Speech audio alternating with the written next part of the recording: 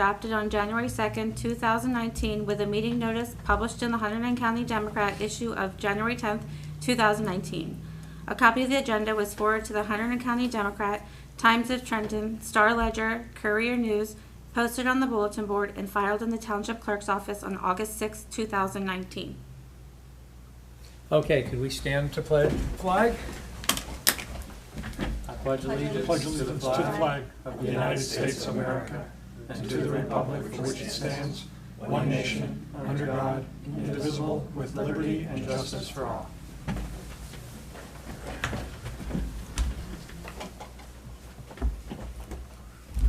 Should I make a motion to go into executive session? Sure. Motion to go into executive session? So moved. Second. All in favor? Aye. Kat, will you close the door on the way out? Thanks. You'll kill the video?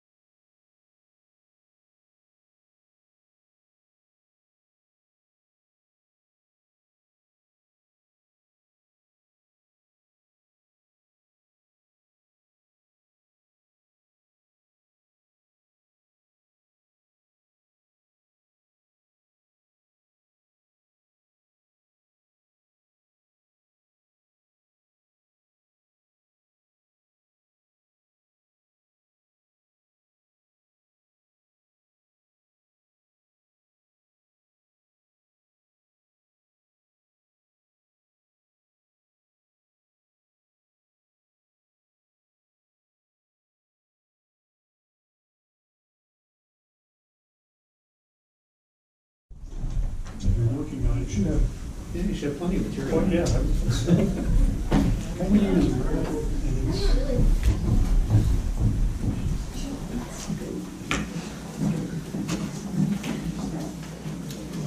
Catch me later, I need to remind me again, I'm gonna send you some stuff, I told you we're trying to finish a transaction off in the next week. It should be signed like Monday, Tuesday, and I can reach out on behalf.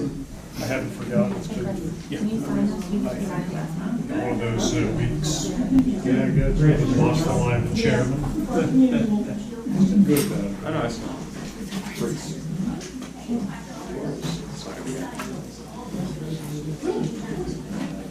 I had a signature on it, so I scribbled one black.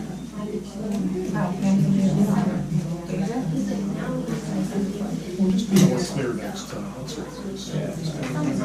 Just do an X, is that it? Yeah, just do a little scribble. My handwriting's horrible, so I can't do it all. There's a line low. The thing is, I can. Carl, do you want to talk? If there is, pass it over to him. I got it here.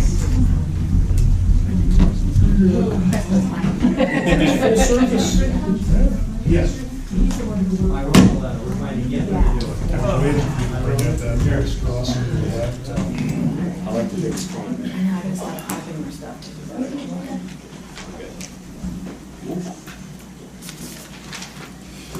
My eyes are so bad.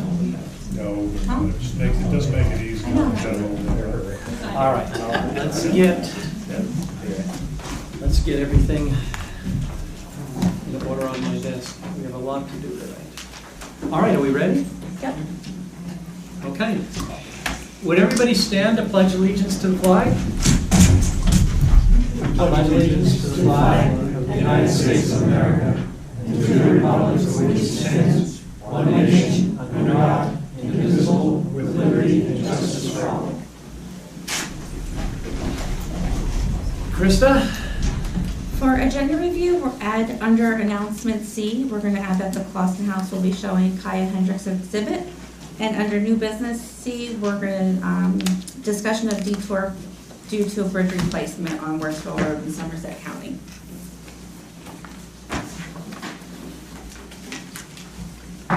Okay.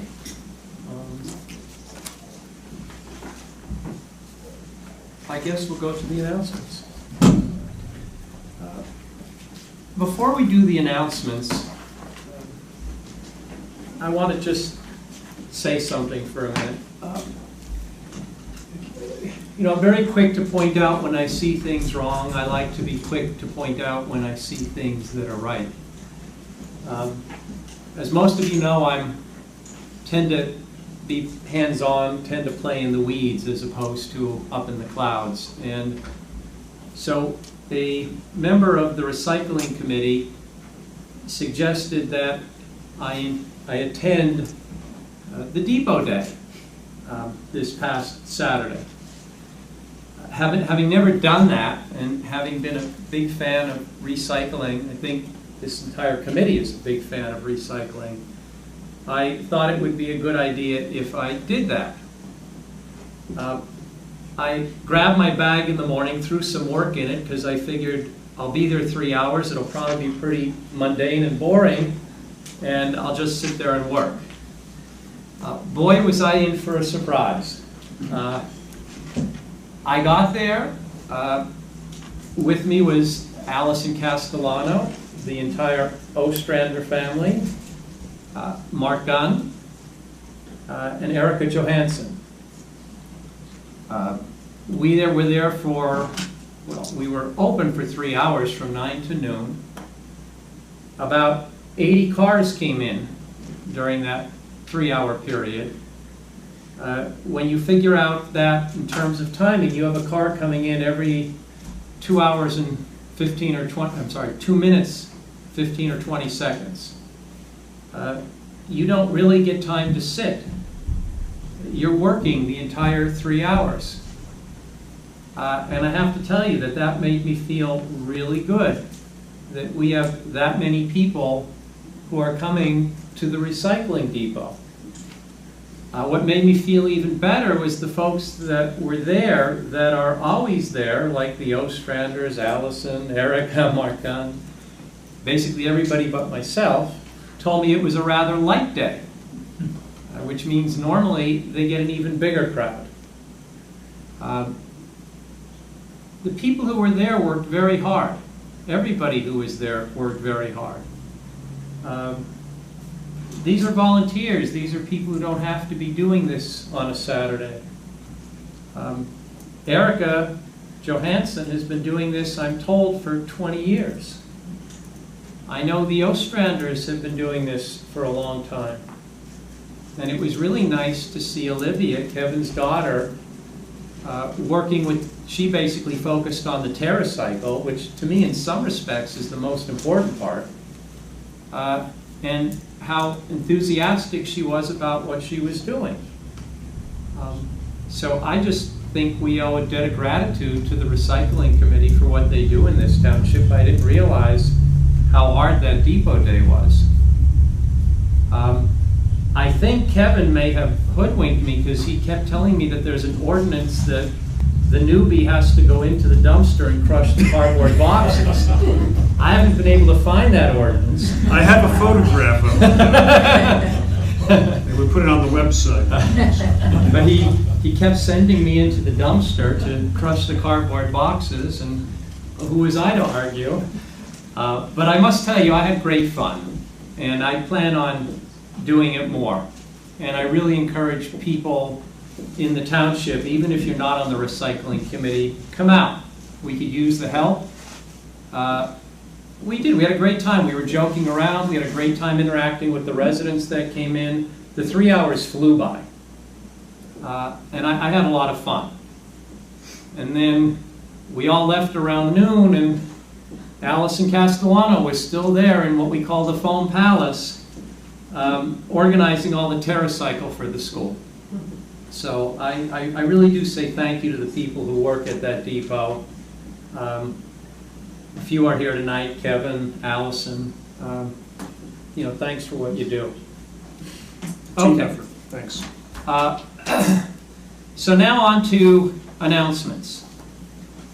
The East Amwell Museum will be closed for the month of August. The museum will reopen on Saturday, September 7th, with a featured exhibit by Donna Ferran and Angela Marie Franco. The tax bills were mailed on the 23rd of July. Normally there's a 10-day grace period until August 10th. Because the tax bills were mailed as late in the month as they were, there will be a 20-day grace period till August 20th. But if you don't pay by August 20th, really bad things happen to you, so please pay your taxes by August 20th. The East Amwell Township Parks and Recreation Committee is going to hold another Friday night in the park on August 16th from 5 p.m. until dusk. I attended the last one. It was very well attended. We had a lot of fun.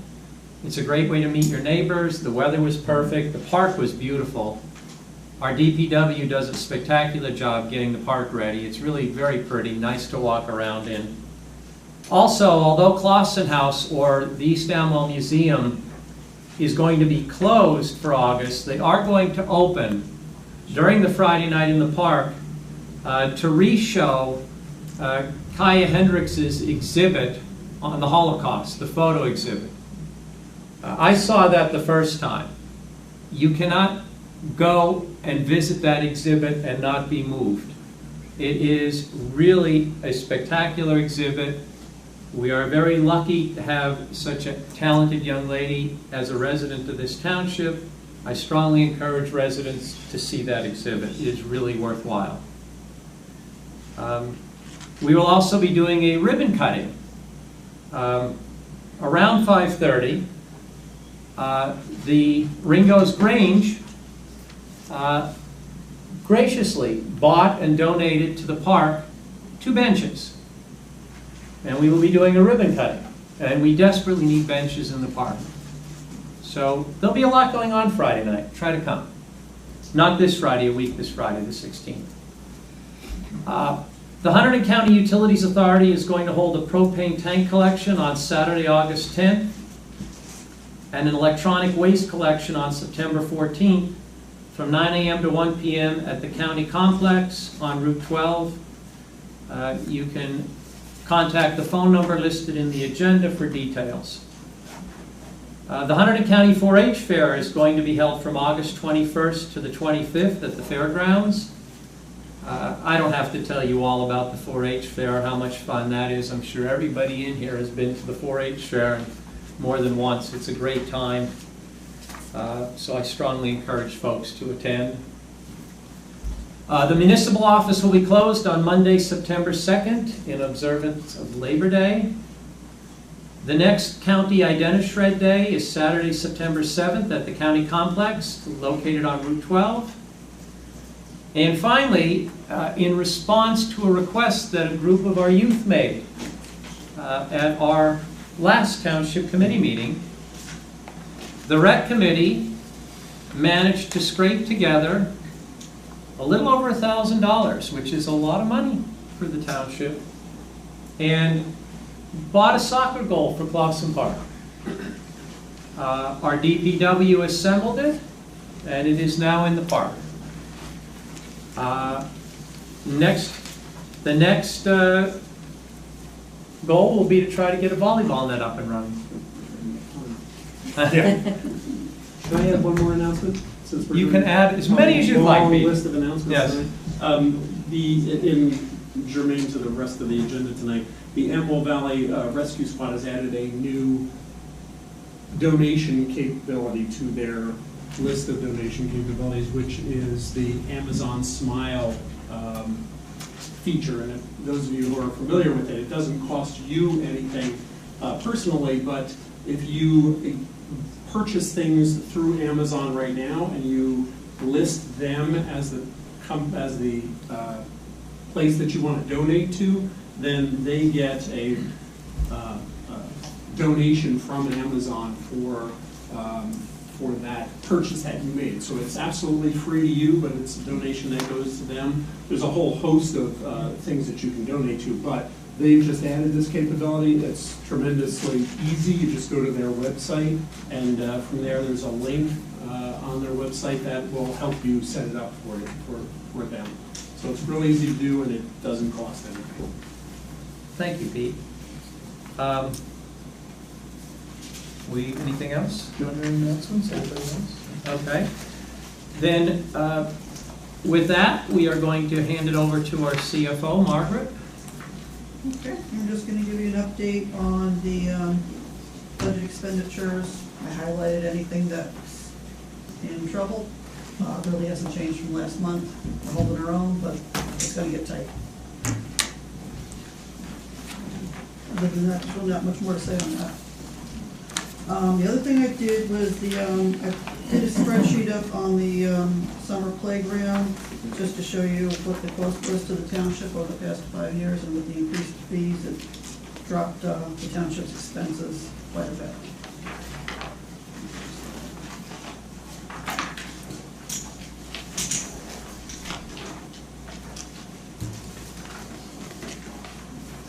And from there on, I have the adoption of the ordinance 1914.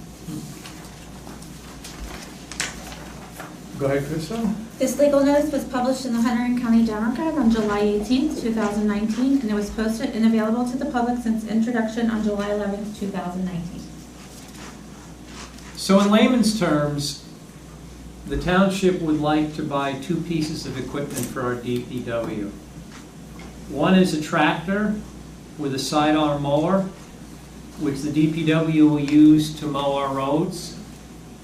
As you know, the DPW basically goes around periodically and mows the sides of the roads so that the weeds don't obstruct your vision when you're pulling out from one road onto another or from a driveway onto the road. Our existing tractor and sidearm mower are from the 80s. The tractor is really on its last leg. It's a critical piece of equipment. We have to mow along the roads. Otherwise, they get very dangerous. You know what it's like when the weeds get high. You can't see. So this was a critical need, and finally this year we had the money to do it. So we are appropriating money to buy that tractor and sidearm mower. The other nice thing about this is our existing tractor is an open cab, which is fine on a nice sunny day. It's not so fine on days that aren't nice and sunny. Also, I will tell you, I have an open cab mower. You spend 7 or 8 hours mowing in an open cab mower, and you're like sneezing out all kinds of crap, okay? Because you're just breathing that in. The new mower is going to be closed cab, so it will be much less difficult for the operator. I also noticed that when our DPW does road work, quite often there's a muddy mess left behind. And that's because manually you just can't get that stuff off the road. So I had suggested to Jason that he look into one of these power angle brooms. That'll do a much, much better job and much faster. So while we will be expending, I think, around $13,000 up front, my guess is over time, and it won't be too long a period of time, we'll save that in labor. So we are getting that broom. We ultimately will save money in labor, and it'll do a much better job than trying to manually remove the mud and all the other stuff that gets on the road when you do road work. And since we plan on doing a lot of road work over the next few years, I thought this was a critical piece of equipment. So we are appropriating $100,000 to get the tractor with the sidearm mower and the power brush. With that, I'd like to get a motion to open to the public. So moved. Second. Okay, all in favor? Aye. We are open to the public if anybody would like to come up and discuss this ordinance. Seeing, oh, go ahead. Oh, no, the ordinance, oh, okay. No. Okay, seeing no one from the public who wants to discuss the ordinance, can I have a motion to close? So moved. Second. All in favor? Aye. Can I have a motion to adopt ordinance 19-14? I move the adoption of 1914. A second. Any discussion? Let's just get another 30 years out of it. The same thing we did before will be fine. Longevity. If you buy good equipment and you take care of You it, better believe it. you can get, Should last. yeah, a good tractor will last you a lifetime if you take care of it. Okay, Mr. Miller? Yes. Mr. Wolf? yes. Mr. Matthews? Yes. Mr. Sobieski? Yes. And Mr. Ostrander? Yes. The adoption notice will be published in the August 15th, 2019 issue with the Hunterdon County Democrat. Okay, I have a resolution for the cancellation of the driveway bond to the estate of Barry Rubin for the amount of $2,500. I'll move the resolution. Second. Any discussion? All in favor? Aye. I have a resolution for the cancellation of the driveway bond for William and Janet Skid for the amount of $2,500. Can I have a motion to approve? I'll move it. Second. Any discussion? All in favor? Aye. And I have a resolution authorizing the New Jersey State contract for aggregate surface treatment. Just so that the committee and the audience has a little bit of background, we are going to be starting a chip seal program soon on several roads in the township to keep those roads from degrading further and getting to the point where they're beyond minor repair. We went out for bids. Ultimately, we concluded that going with a contractor that is on the state list was going to get us the best result for the lowest price. And in fact, we had budgeted, I believe, $2 a yard, square foot, was it square foot or square yard? Square yard. $2 a square yard, and we're coming in at $187. So we're actually coming in under budget under this state contract, under what we budgeted. Both our DPW supervisor and our engineer think very highly of the contractor that's doing this work. So they are confident that we are going to get a good job. We were going to try to tie this contract with a similar contract that West Amwell was going to do, but apparently West Amwell concluded it did not have the money to do chip seal this year, so West Amwell was not moving forward, so we moved forward on our own.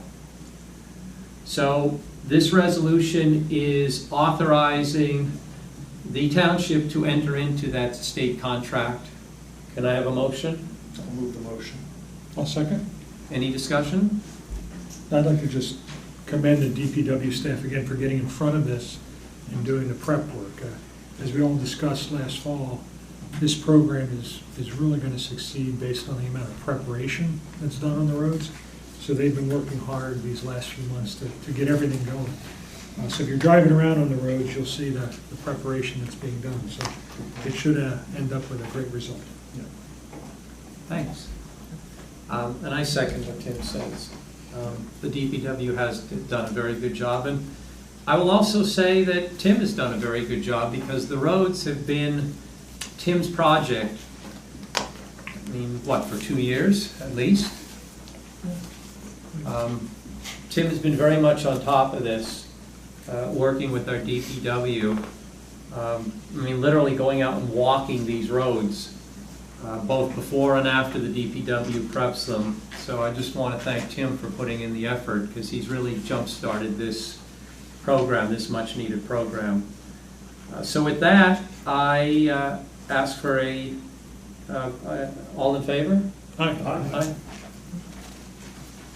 Okay, now we get to the fun part of the meeting. We get all this procedural stuff out of the way, and now we get to where it's fun. We have a number of items on the special discussion tonight. We ordered them so that those that involve live human beings would go first. And we don't have any tonight involving dead human beings, so. The first involves the Ringo's Grange. As I mentioned earlier, it came to our attention that the Ringo's Grange raised money, bought 2 benches, and donated them to Clausen Park. And we really need benches in Clausen Park. The benches that we had long since fallen apart. The park gets a lot of use. It's a beautiful place to go and sit. The township bought some new benches a year or 2 ago, but they're expensive and we just didn't have it in the budget to buy what we needed, so we desperately needed benches. The Grange undertook that on its own. And when I heard about that, I started doing a bit of poking around and really discovered that over the years the Grange has done a lot of very good things in this community, and I'm not sure that they've really received the recognition that they deserve.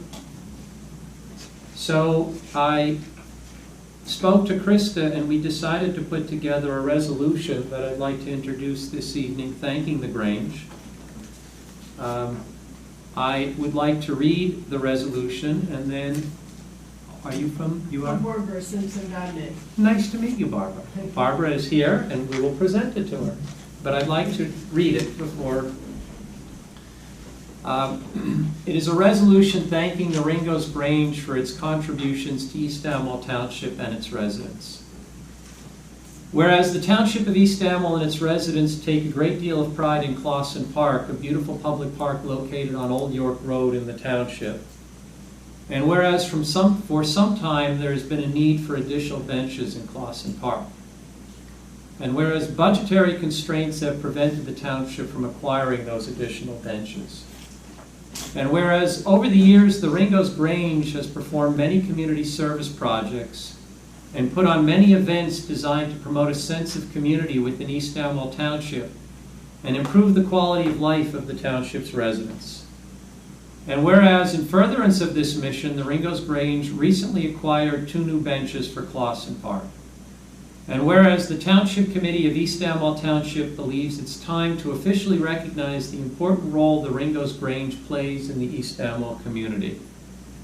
Now therefore be it resolved by the Township Committee of East Amwell Township that it hereby acknowledges, applauds, and appreciates the efforts over the years of the Ringo's Grange and its members to promote a sense of community within East Amwell Township and improve the quality of life of the township's residents. Be it further resolved that the Township Committee wants to specifically thank the Ringo's Grange for its recent generous donation of 2 benches to Clausen Park.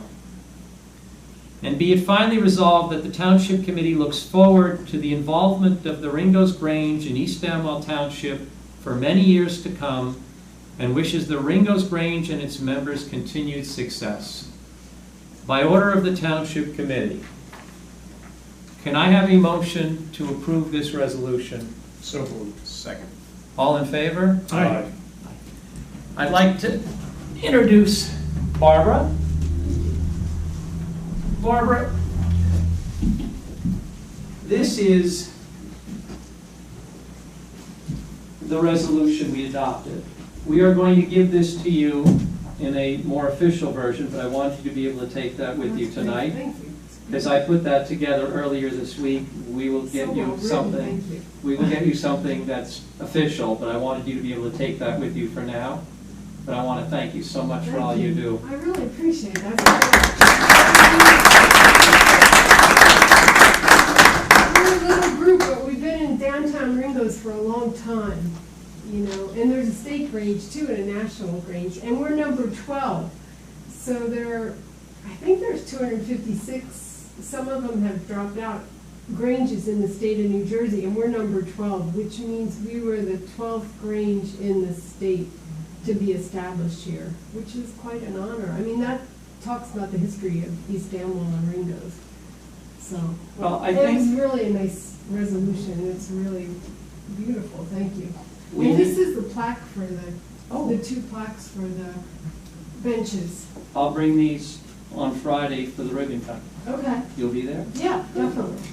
And we need to make a greater effort to make the residents aware of what you do and maybe try to get more people involved. But thank you so much. We have a fourth Friday potluck, and it's open to, you know, it's open to folks in the community. So we try to open our doors and let people know what the Grange is all about. Well, It's a fourth Friday. we can reach out to you and put that on our announcement list. Okay. We can also get it on the website. Okay, We can get it on the township website. okay. So Krista will reach out, we'll get the information, then I can announce it every month, the next one coming up, and we can get it on our website. Okay, great. And if there's additional information that you like about the Grange on the website, Allison runs it, but if you get us that information, we can give you your own little link on the website and people can link into the Grange. Okay. All right? Thank you very much. Thank you. Thank you.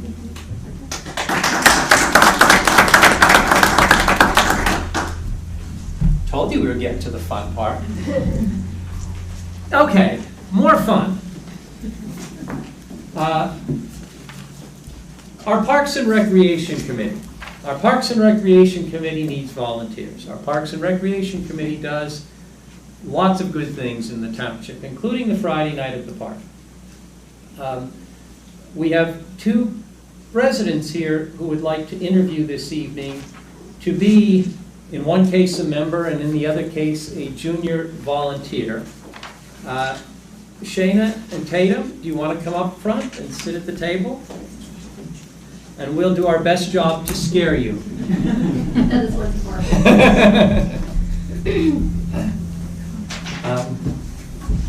I know Shayna. I've known Shayna, I think, since Kathy and I moved into our house. One of the first people we had visit our house was her husband. I don't need to interview Shayna. I know she is incredibly qualified. I also know that she and her husband Chris have 6 terrific children, so I certainly don't need to interview Tatum. I know that they will do a great job on the rec committee, but I wasn't sure if the rest of the committee members knew them, and so I invited them in tonight so that the committee could interview them for our Parks and Recreation Committee. So with that, feel free to ask whatever you'd like. No, I know Shayna. Briefly. I don't know you, Tatum, so why don't you just tell us a little bit about yourself? She's actually my mother. Oh, that's good enough. I am going into 9th grade this year. I obviously am a resident. I just left East Amwell. The park is somewhere I go frequently, weekly basis. And honestly, I just want to help get more involved and bringing more fun things to it, you know, help get involved in the community. Amen. I mean, I know Shayna as well, but I think Tatum, that similar question I wanted to ask you. And I'm very supportive of youth membership on these committees because you bring different perspectives than people like us. So I think it's very important. We're happy to have you as part of it, assuming everything goes well, which I presume it will. What do you have anything specific that you're thinking about that we're missing in the township? Have you thought that far forward that you'd like to bring to our attention? Recently, there's been the stuff with a lot of people my age trying to get more fun things into the park, and honestly, being inside the recreation committee, even as just a volunteer, I could help move that forward. Good. Yeah, we had quite a crew here last time. We did, and it made a difference. They came in. It did. They spoke up. They got the soccer net. And there's more to follow. There's more to follow. Yeah. I've had a discussion with the county about the possibility of getting assistance to build the multi-use facility, basketball, tennis, pickleball. That's not going to happen overnight, but the longest journey starts with the first step. We've taken the first step. We may wind up taking a bunch of youth to a freeholder meeting so that the freeholders could see how serious we are about wanting to get this facility. I think it's great that you want to get involved. I really do. For the reason Kevin said, it's nice to have that perspective. We're old. You know, we don't. Now, Rick is not speaking for all of us. We're all old. Well, no, one of us is not old. 4 of the 5 of us are old. We need some. We need that youth perspective. We really do. I think one thing we learned in the last discussion we had with the kids, there's a lot of kids that are in proximity to the park that can actually walk there and use it. Yeah, she That was does. part of my question when I was asking who can actually walk there, bike there versus drive there. So that even just supports it even further, having more activity base for you to enjoy. As more people we have that are local there, I think the less likely we are to have some of the other issues we have, the negative issues. People coming in and causing issues. So you're going to be somewhat policing the grounds, so to speak, yeah? Which is important for us. Good. Anybody else? Well, I would just like to say, beyond, I'm excited to have you participate in this particular committee. Everyone knows my interest in general civic involvement of the youth today. And I think it's very important for the younger folks to really understand how their government works so that they can participate in it. And you're our future. When we're old, you'll be running. What do you mean when we're old? So thank you. Yeah, I agree with that, Tim. I mean, I'm prepared to make a motion to vote both of them on. Yeah, I think we're very supportive of that. I agree. Can I have a motion? I move to appoint Shayna and Tatum to I'll second. respective positions. All in favor? Aye. Aye. Welcome aboard. You're on. Right. Thank you. It's fine. She was very nervous. She was. She's like, what do I say? I wasn't dying, so precious. Thank you. Thank you. Okay. Do we have anybody, are we interviewing tonight for Ringo's? Yeah. Oh, Chris, well, Darcy was meant to be here. Yeah. She's one of the people that's lost power tonight, and she can't really leave all her kids, so she Yeah. So she just she texted me, so Okay. she was meant to be Well, that here. answers that question. Okay. Okay. So then we'll just defer that to Yeah, next we'll go to meeting. next one. Okay. We were going to interview people for the Ringo's Village Advisory Committee, but we'll push that to next month. Next on the agenda, Laura, would you like to come up front? Not really. Oh, I know you're not shy. And I know you're not afraid of us.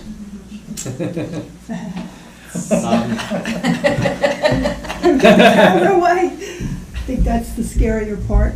Hi, Krista. Hi. This is Laura Olson.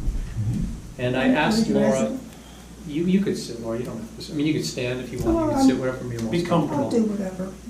Um, I feel really low. I mean, it's like, That's this is by very design, it's very actually. intimidating. It is. Up there, to be down here. I actually talked to Allison. We have a podium in the foam palace out there, which is in good shape. It just needs to be painted. So I'm thinking we paint the podium and put the podium so people could stand at the podium if they want. And then, Be at the same level? yeah.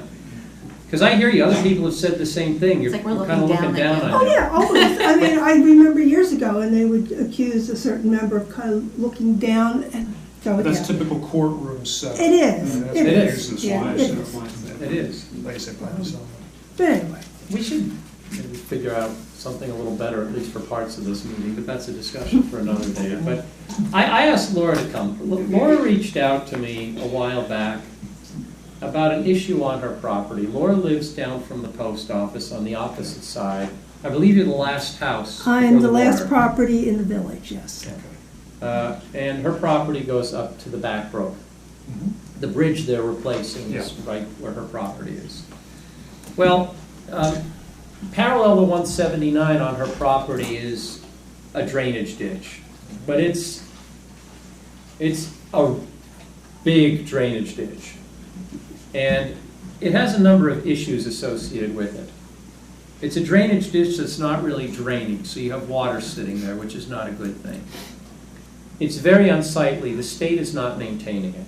And she keeps her property really nice. And then you have that monstrosity sitting there.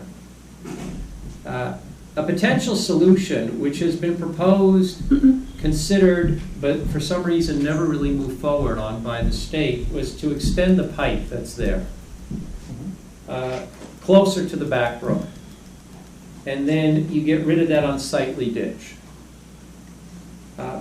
What I had said to Laura was, I'd like to reach out to the state and see if we could get the state to do something.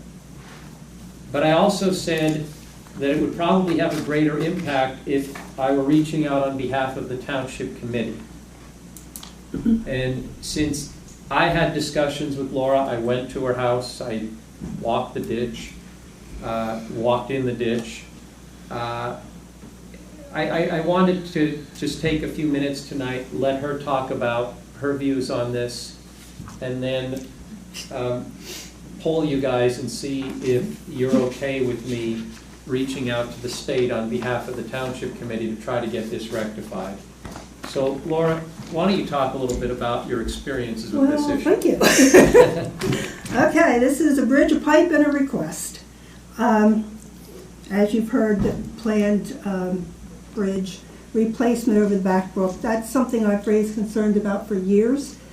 So I do support the project because it's in really bad shape. I did attend the public information session on the 24th, and I think I was the only resident in attendance. Did you get a copy of that sign-in sheet? No. No, they don't share that information. Anyway, and there were like 6 or 7 DOT guys there.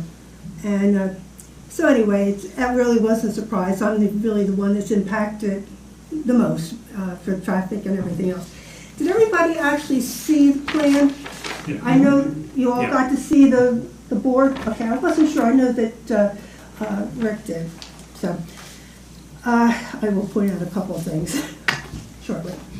Anyway, I learned that there's going to need to be a temporary construction easement for them to access their equipment from road down to the creek and the bridge area, and so they can remove the trees, all the undergrowth, do the extensive drilling, digging in and along the creek to remove the current foundations, construct new ones, install a 40-foot retaining wall because of the steepness of the ditch there, as well as excavating and relocating gas lines.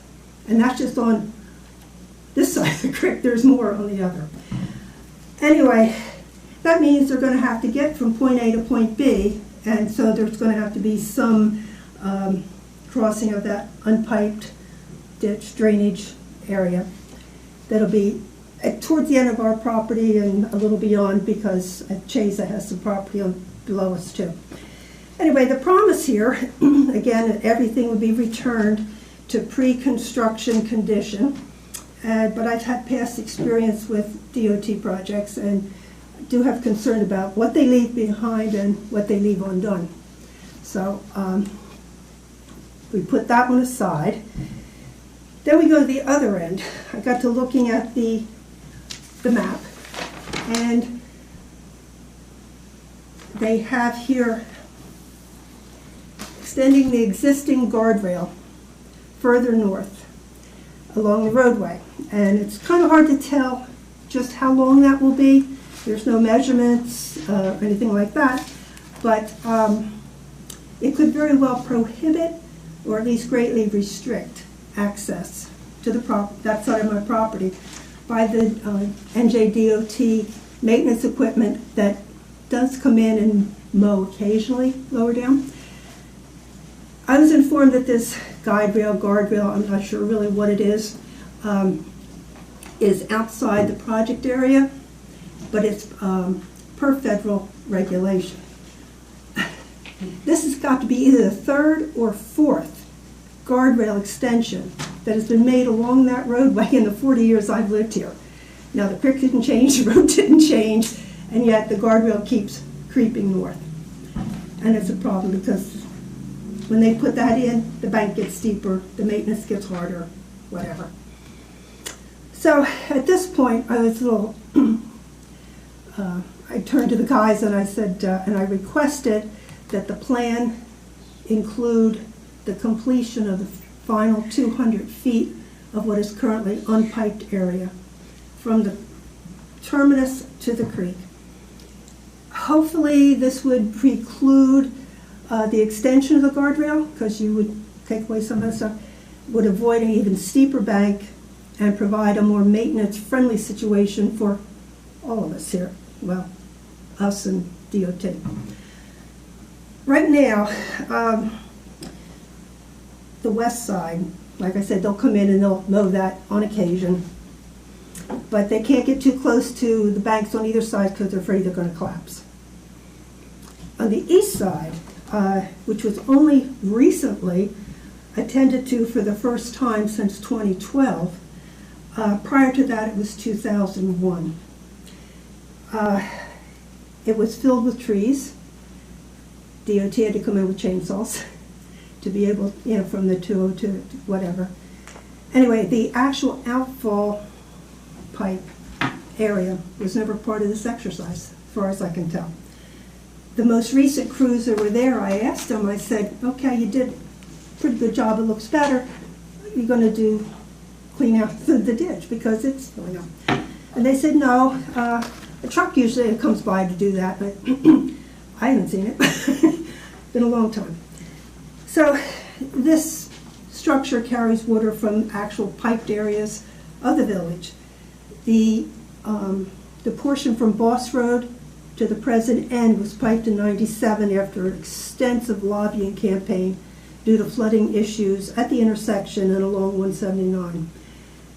At the time, I was given assurances for a piped completion, but that was crushed through what I believe to be kind of sleight of hand between the different departments at DOT.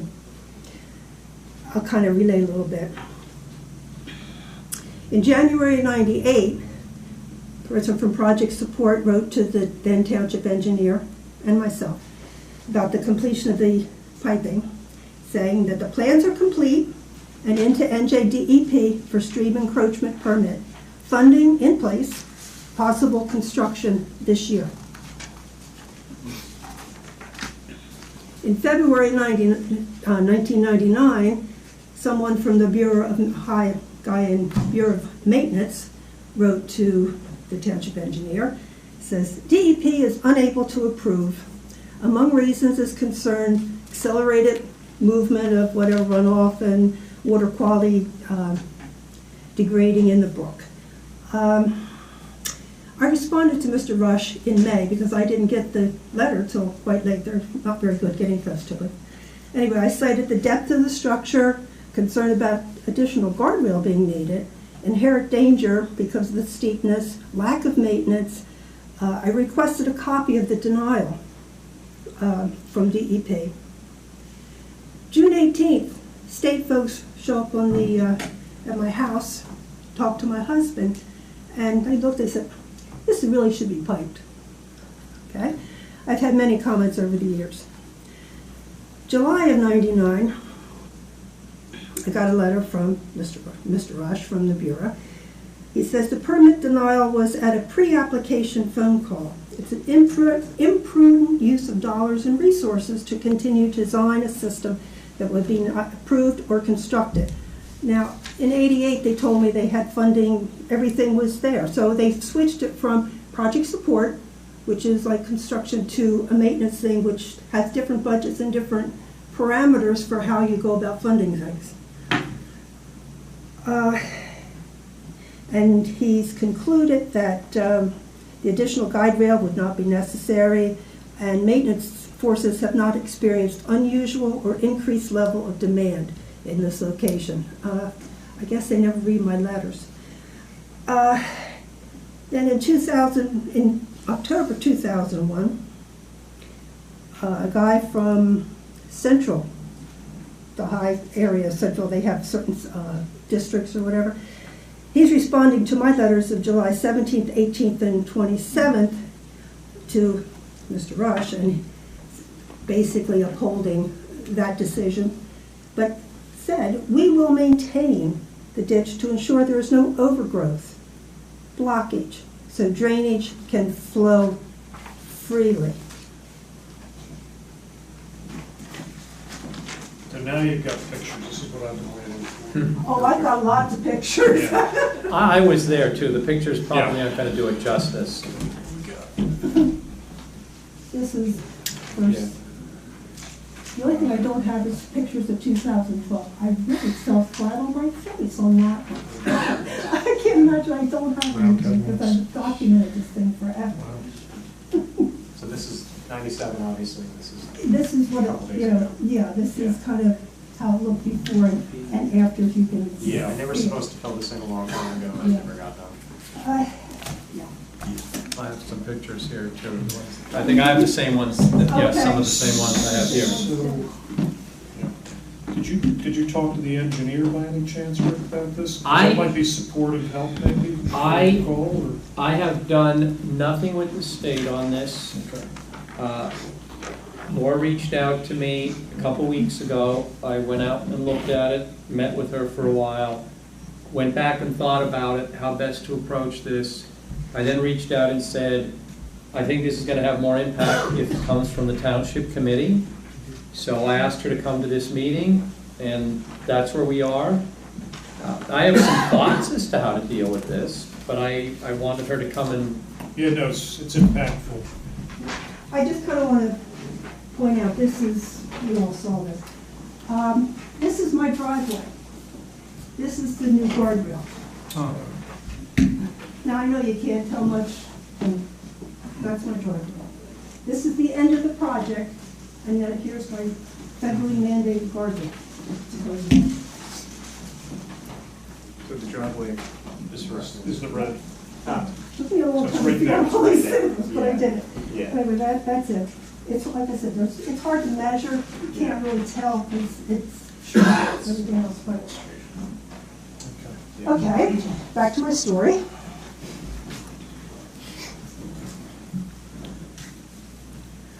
So you know things aren't happening the way they said they were going to. Just a little side note to the preceding. According to an August 1997 article in the newspaper, which was when they first did the piping from Boss Road, NJDOT piped a dry detention area that would flood the street in the city of Lambertville directly into Swan Creek. No 2,000 feet requirement there, and DEP obviously issued the permit for something very similar. So that's just been lurking in my file.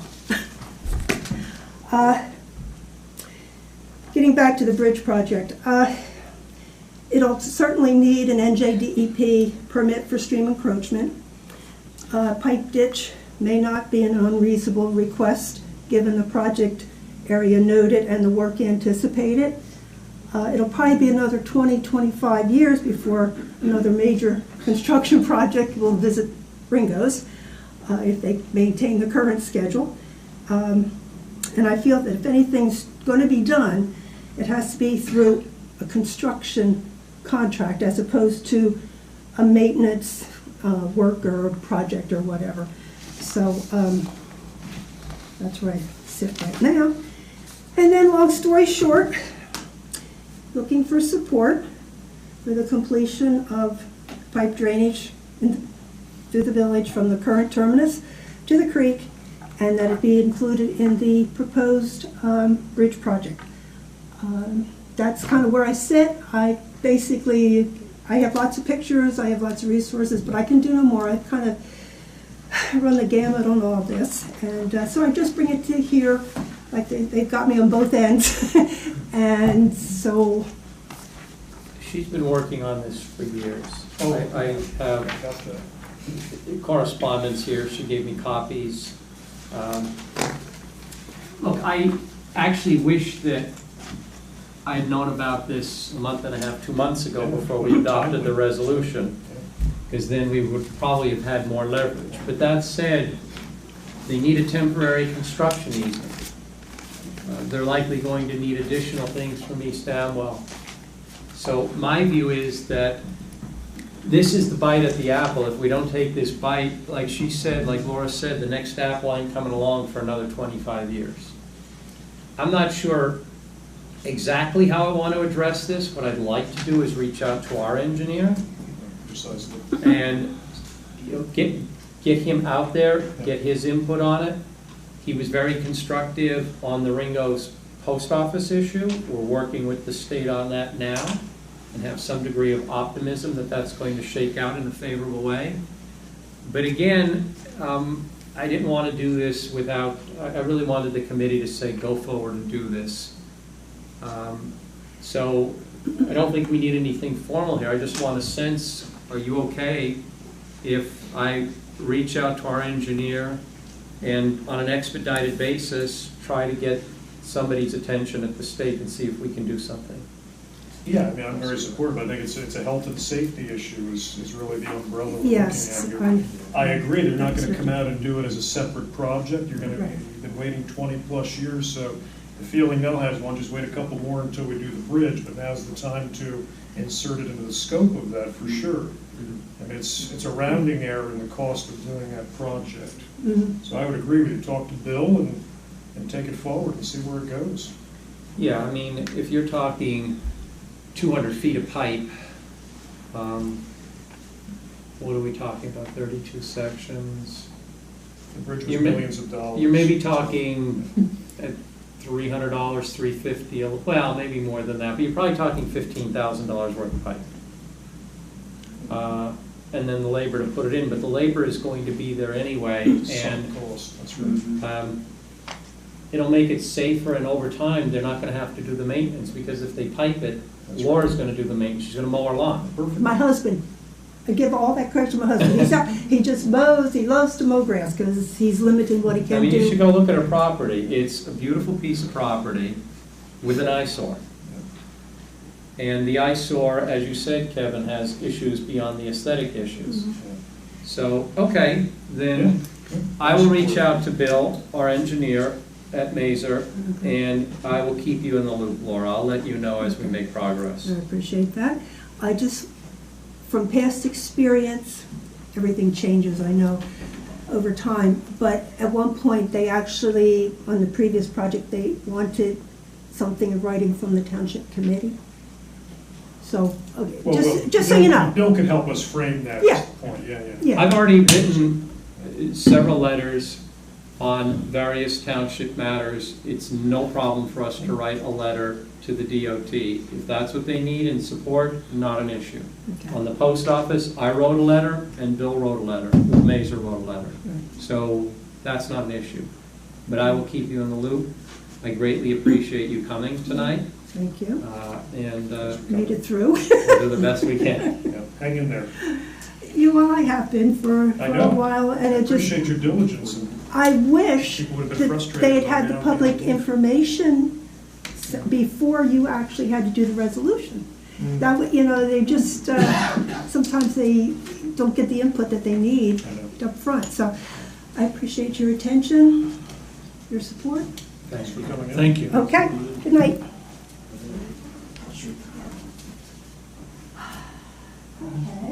Okay, next on the agenda is, I wanted to give an update on the Republic waste pickup issue. As I think you all know by now, we've been having very significant issues with Republic and its reliability in terms of collecting our garbage and our recyclables. I've posted a couple of updates on the website. If you want to see the background, go to our website. The updates are there. It seems like Republic's reliability is getting better. I think they're getting their arms around the acquisition of Premier.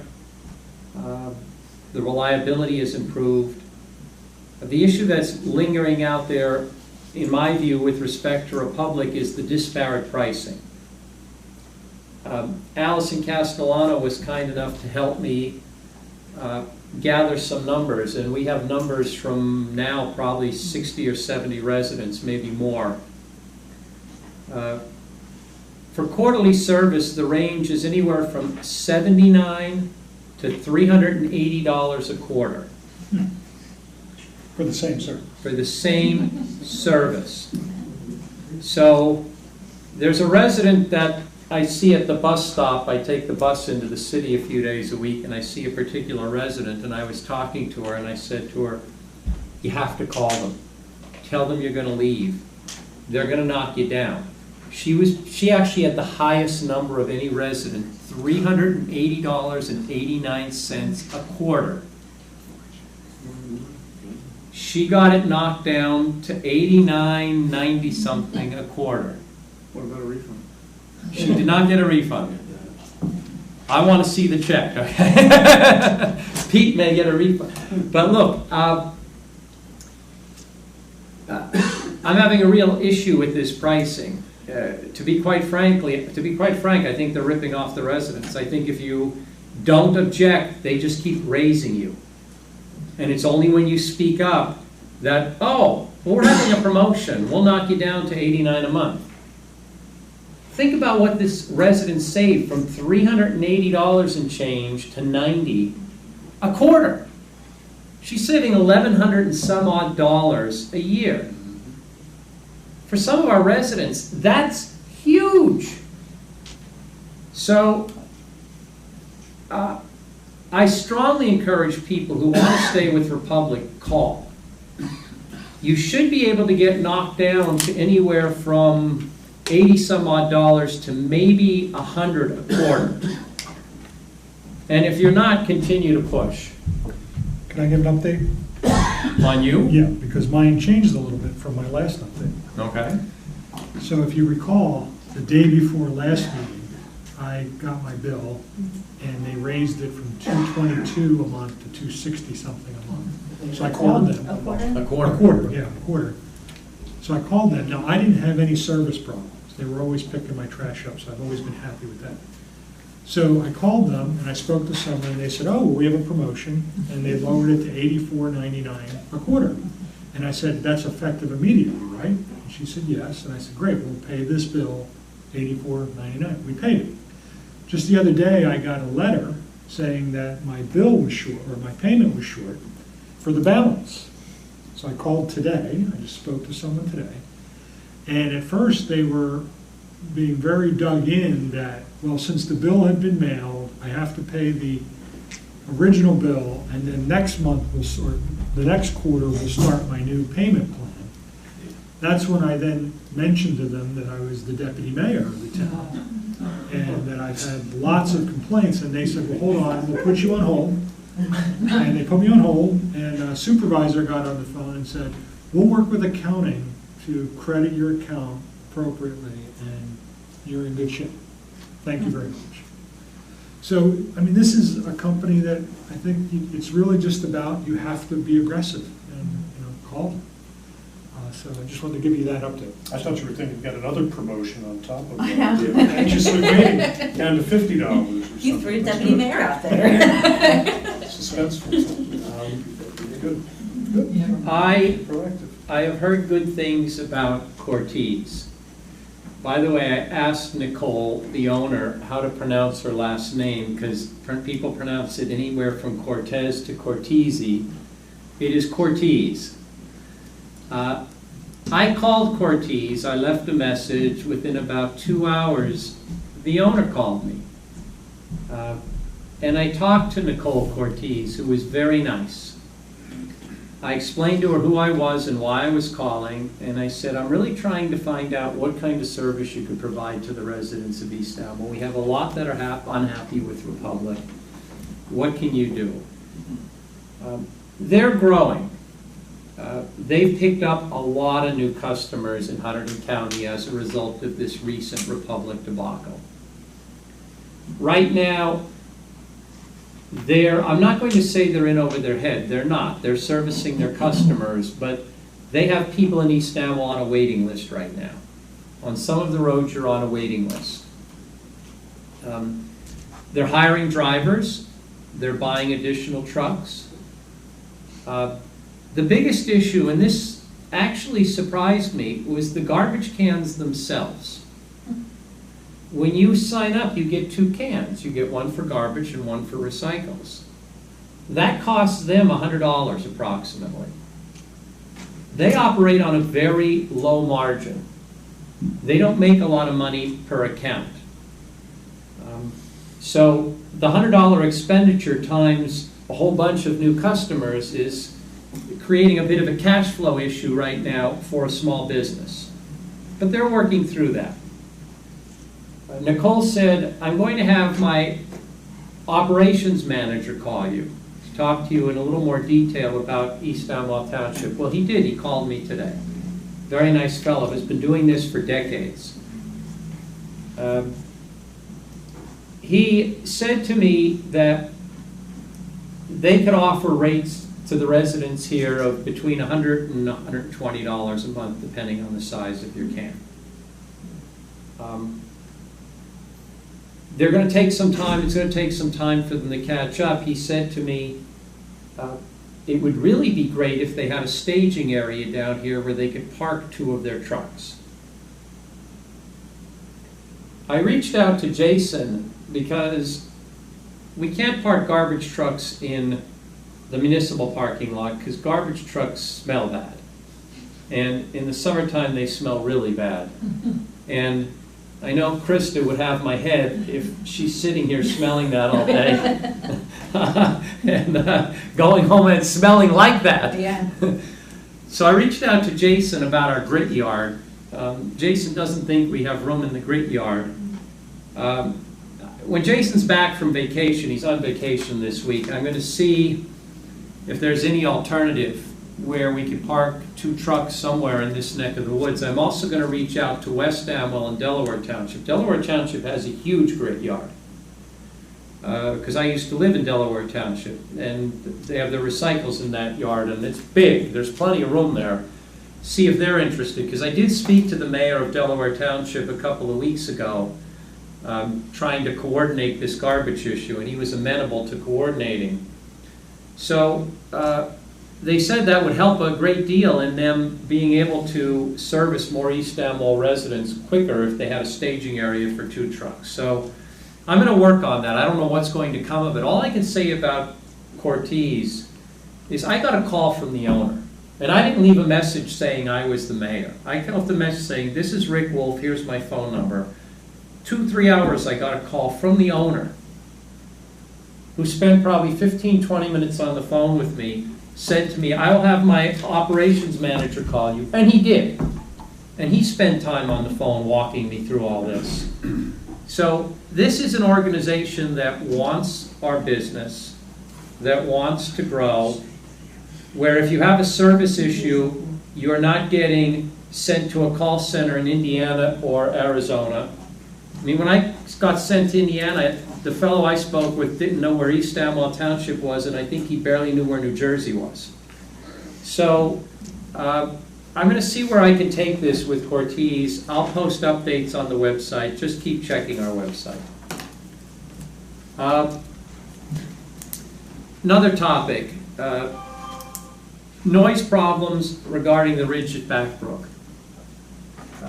I continue to get complaints about mowing anywhere from 5 to 5:30 in the morning on a regular basis. I don't think the ridge takes this seriously.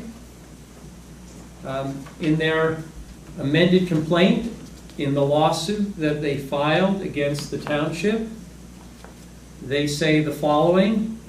On July 6, 2019, defendant Rick Wolf posted a statement regarding noise complaints pertaining to the Ridge on the township's website, advising residents how to file noise complaints against the Ridge.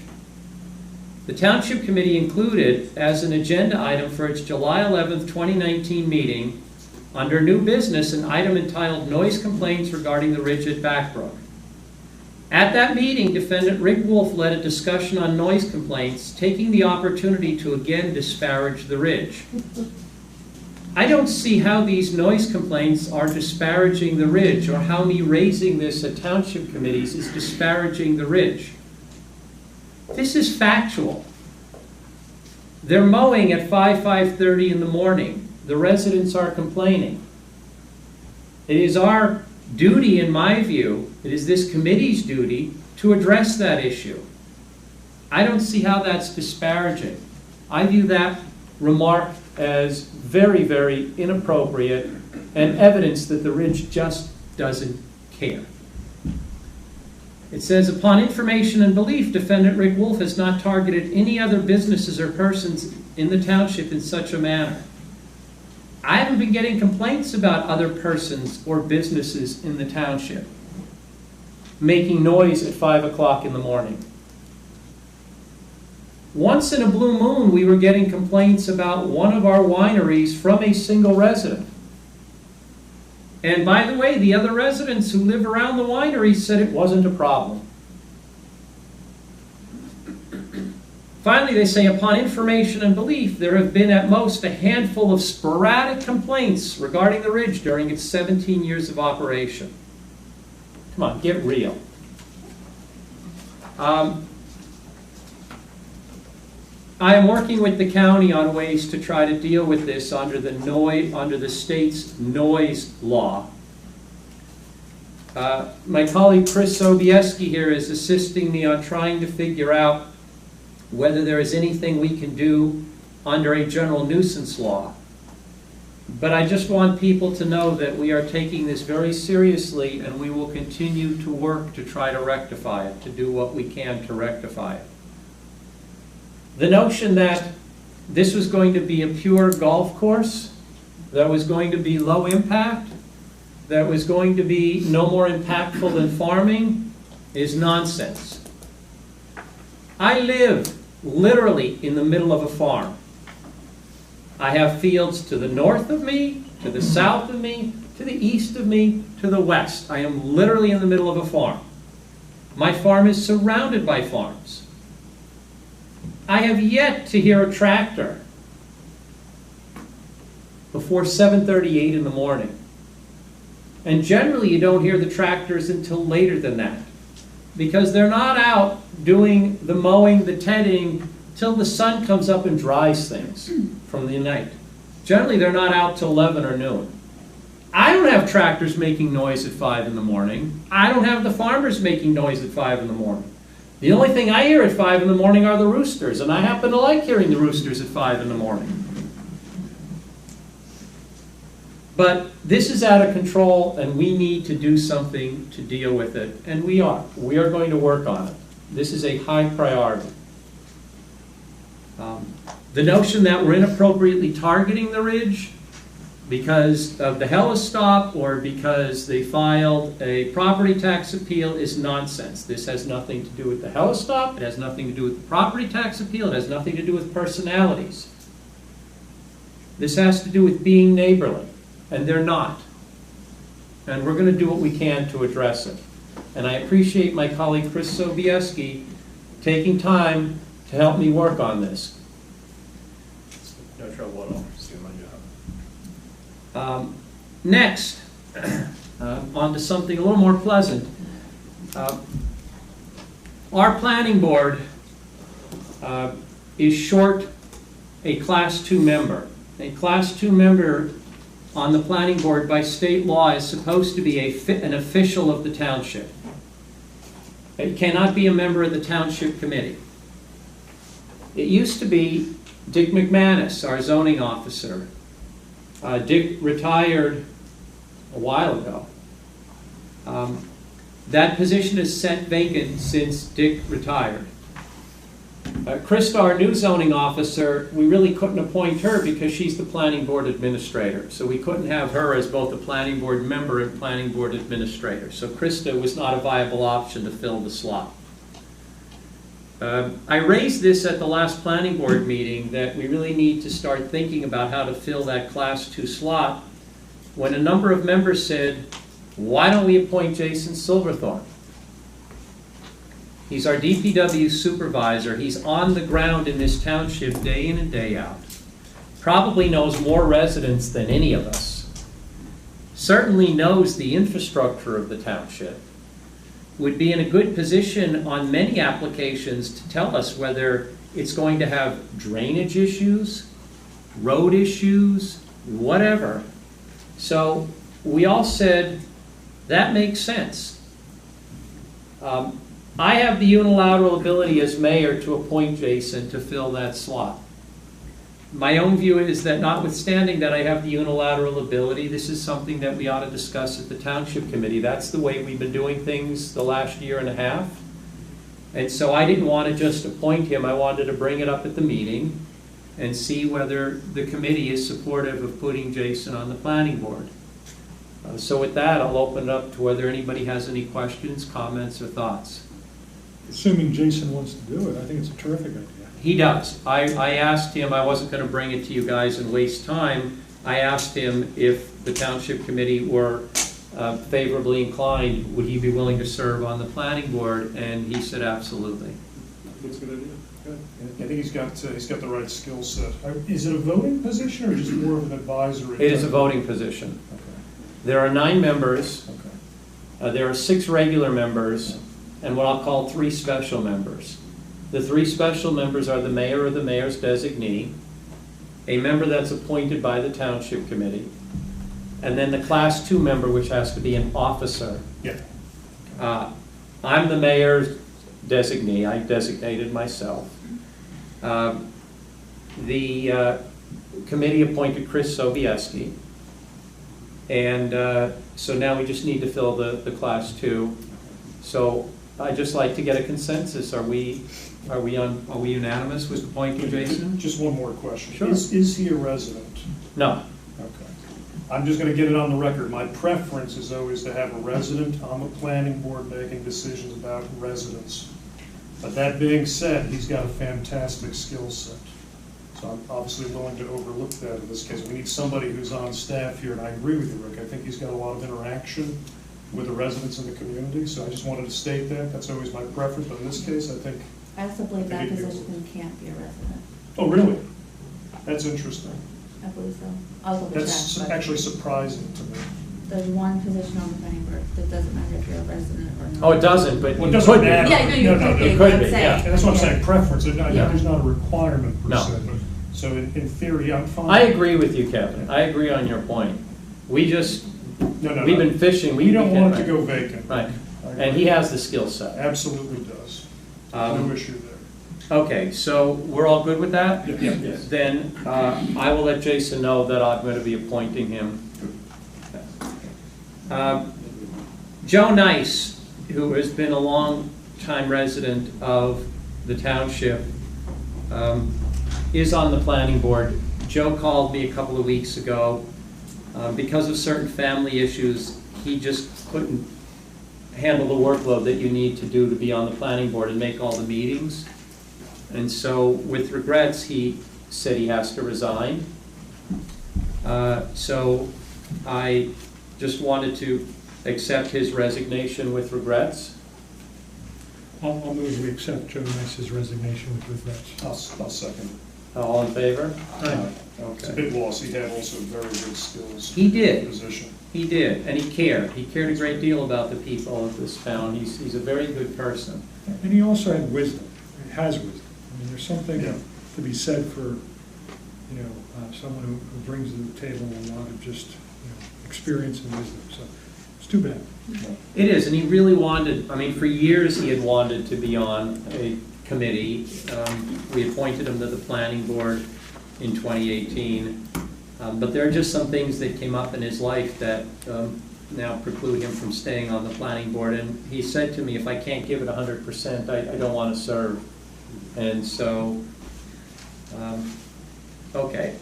Next, I'm going to switch Jay and I so that Pete can have the time he needs to discuss I's. Jay will only take a second.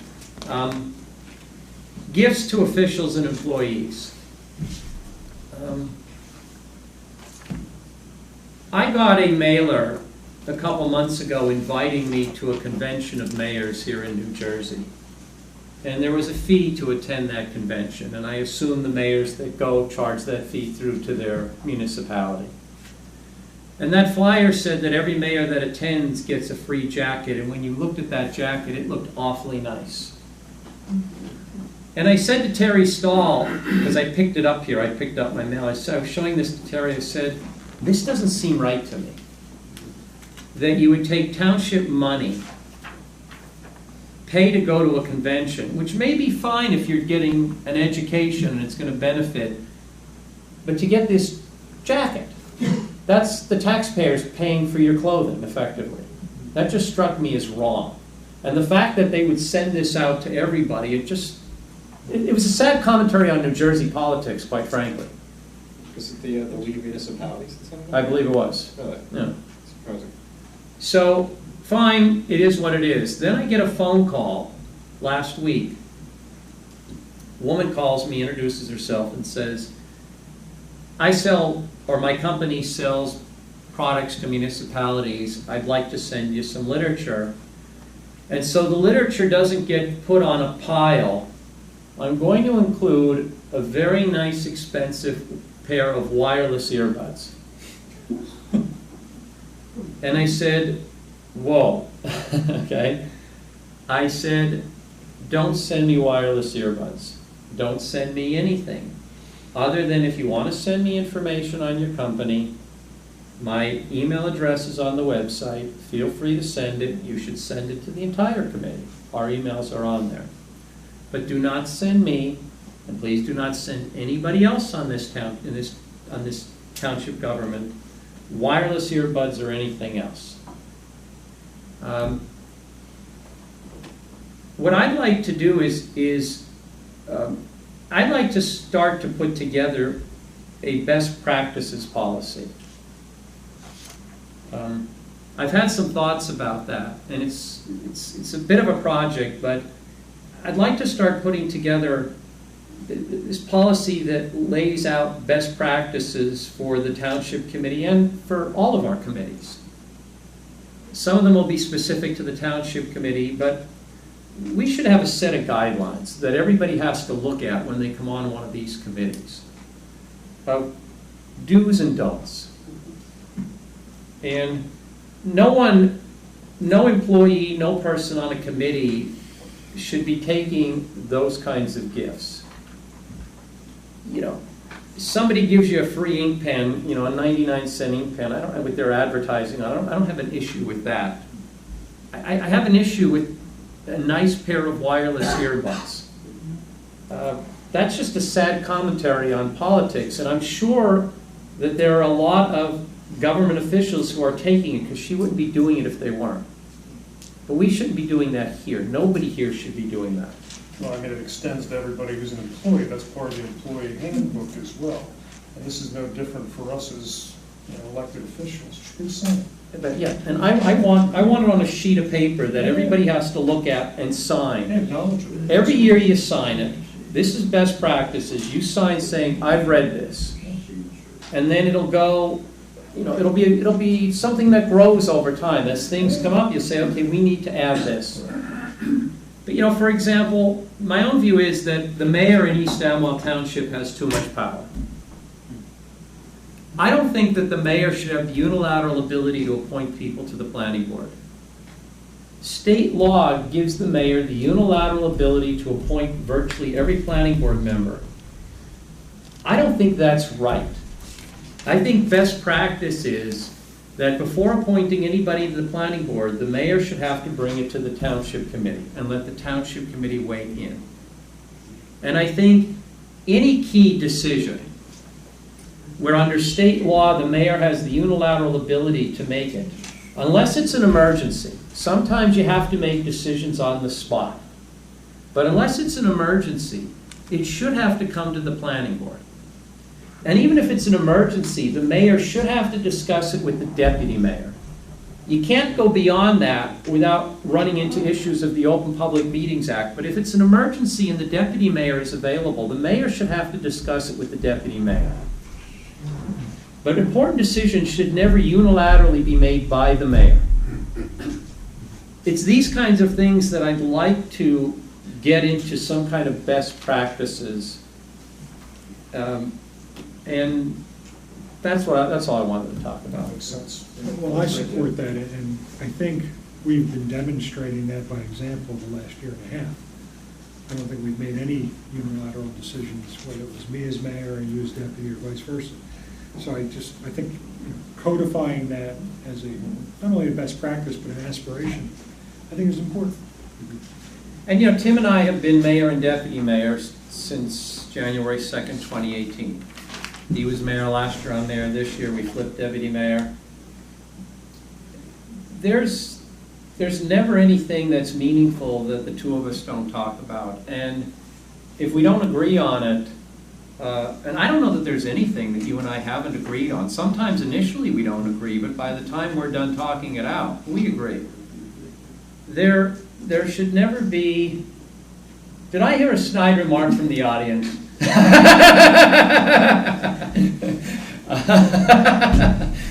There should never be a situation where one person on this committee, unless it's a real emergency, should unilaterally be making a significant decision.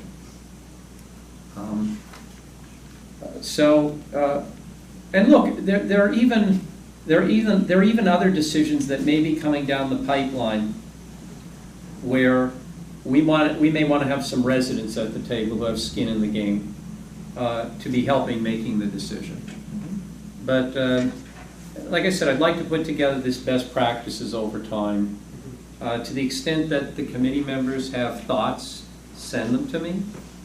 To the extent people in the audience or people who are watching the video have thoughts, we'll put something on the website soliciting thoughts. But how should a good government be run in East Amwell Township? And that's what this is really supposed to be. And my one comment would be, I've done this before, rather than reinvent the wheel, if any of our neighbor municipalities have something like that, it might be good to ask. That's a good idea. That's actually perhaps leverage it though, Rick. It might need to be customizable for us. But that's a good idea. I can ask the clerks. Yeah. That would be great. If their municipalities have a best practices guide, manual, whatever, I'd love to see it. We've done that on other issues, if you will. It's actually been quite helpful. So maybe we'll get lucky. Pete, it's all yours. Okay, so this is a discussion about the rescue squad, the Amwell Valley Rescue, Ringo's Rescue Squad, the official name. You may recall that, just in case you can hear me.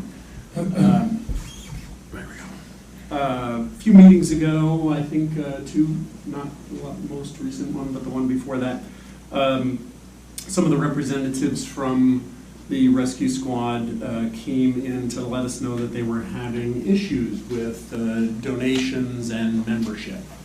And since then, we've met with them. Tim and I met with them a couple of weeks ago now, and in order to get a better understanding about what the issues were and how extensive they were, what they advised us is that for the most part they are shut down during the day, which means that there is a delay in any kind of emergency response in regards to medical response.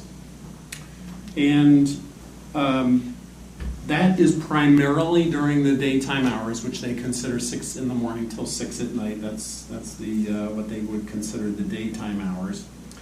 And those delays are primarily because the neighboring squads that would respond under what we call a mutual aid agreement are coming from either Lambertville or the Flemington-Raritan squad, which is up by the circle. And as you could imagine, not only do they have their own areas to cover, but driving here or to one of the areas of our municipality could take, a significant amount of time. What the squad has done to minimize that issue is they are right now advising the communication center when they are unable to staff anything during the day, so that they will do what they call a dual call out at the onset, so that doesn't delay anything any longer than necessary. So they're not waiting until a 5-minute or so period goes by. They're just dispatching both ambulances at the same time. So it's a fairly simple but serious problem without a very easy or quick solution. We've been talking about this with them over the past couple of weeks to try and get a good understanding about some of the details and what some of the options might be to help them to get this service back to what it should be. And there's a lot of complexities. The fastest solution would be to have one trained EMT and at least a driver, so there would be a crew of 2, step forward for the day shift, right? So that'd be 6 a.m. to 6 in the morning. 6 a.m. to 6 p.m. And that would have to fill 5 days during the week, because that's what they're telling us right now, is that's their time when they're most shorthanded. They even if they do have a driver or 2 drivers, they really can't roll that rig unless there's an EMT in attendance, right? So if no EMT shows up, then they have to give the call to one of the neighboring rescue squads. And so, of course, that would take a number of shifts, primarily during the week. He did. Some of the officers did indicate that they are having some trouble at night or sometimes on the weekends, but it's because there's really just a core group of people who are supporting that service right now. So as you can see, this is not a very practical, long-term solution. Just having one EMT who's going to step forward for 5 days a week, 12 hours a day. It's an awful lot of time to volunteer. So in the meantime, the other squads are responding under this mutual aid agreement that I mentioned a minute ago. But the delays are what we're realizing, right? So somebody who calls 911 right now could wait a significant amount of time. I did just get some of the data from the county, so we can look at that a little bit harder in terms of the numbers of calls. I have put some initial numbers together. It's not very easy to decipher it, so getting down to how long these delays are is a bit of a stretch right now. The current officers understand that this is a problem, and that's why they came to talk to us. And they understand that this is not a sustainable situation for them. So they're looking for ways to get our help, and of course we will be looking for feedback from the community to find out some of the parameters that the community is willing to withstand, to try and get some input from the community and even see if there's any awareness of this situation.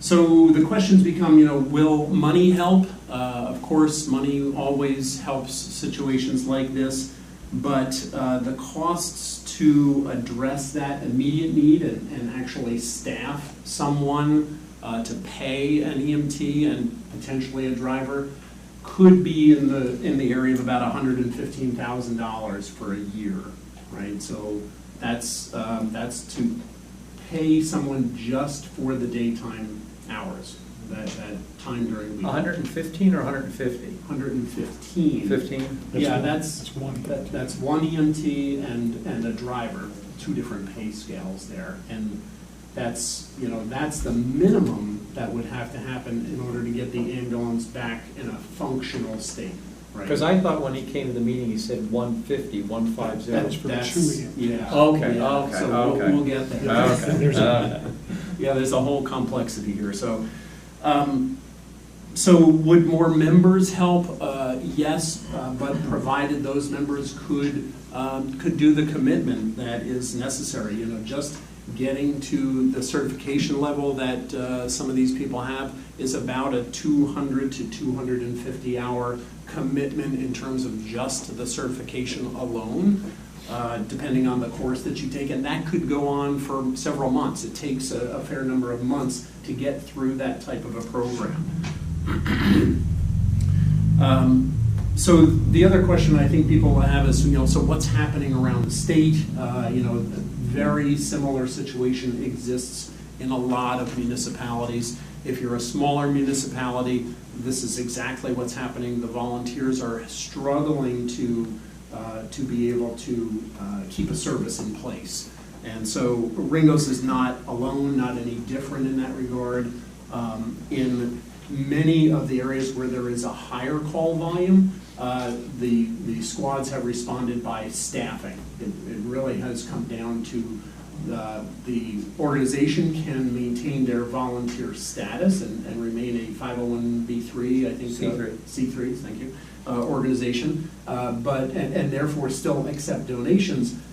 But then they can also bill insurance for their for that service if they meet the state's criteria. So the Department of Health has to come out, certify their ambulances, and once those ambulances are certified, they can only be used by a 2 EMT staff. Right, so this complicates things for a small organization like Ringo's Rescue Squad, because they don't always have accessibility to 2 EMTs.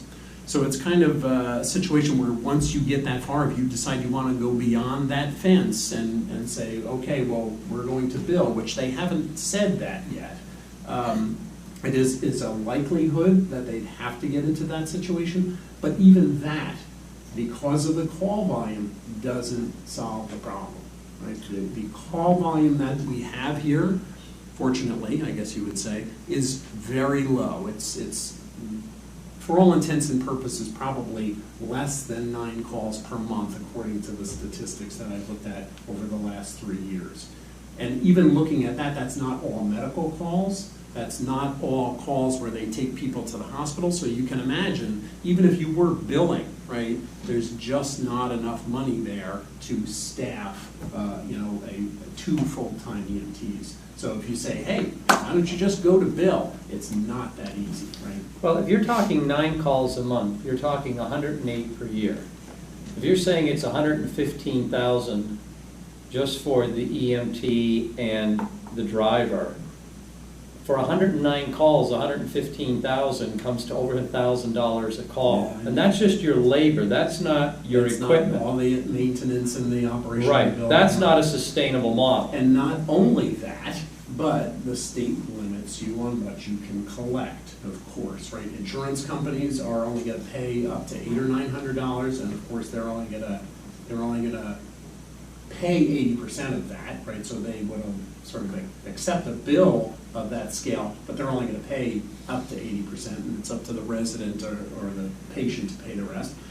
And if you're a Medicaid patient, it's $58 plus mileage, which is completely unsustainable. But if you're a Medicare patient, it's $320 plus mileage. So even at that, even if you did have 360 calls a year and got 320 on average, it just doesn't cut it, right? So the bottom line there is that it has to be some sort of combination of things in the long run, I think, to solve this problem. So it's not an easy problem to solve. I guess, complicating this even more, a few more bits of information, it is an independent organization from the town, right? It has nothing to do with the fire department. It's a completely separate organization from the fire department. They do not, unlike the fire department, they do not have the ability to tax, because the fire districts in New Jersey can tax. And the rescue squad survives 100% on your donations, which is why I made that announcement a little bit earlier. Interestingly, and Carl and I looked into this, the township has no responsibility to provide this service, right? It's just not something that's required by statute. Unlike fire, right, which is required by statute, and policing if you meet the threshold, right? So the township has no requirement to provide this type of service, and for years has been, I guess, dependent on the volunteer squads to provide this kind of service to the township. Even if we wanted to, there are limits to how much we as the township can donate.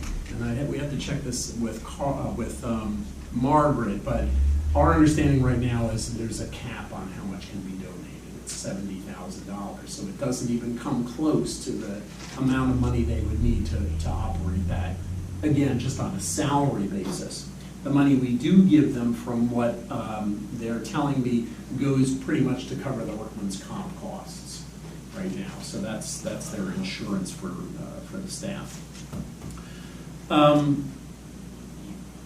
So I guess the other part of that equation is, we don't have any way to remedy this situation. It is they have come to us for some help and some guidance to see what we could do for them.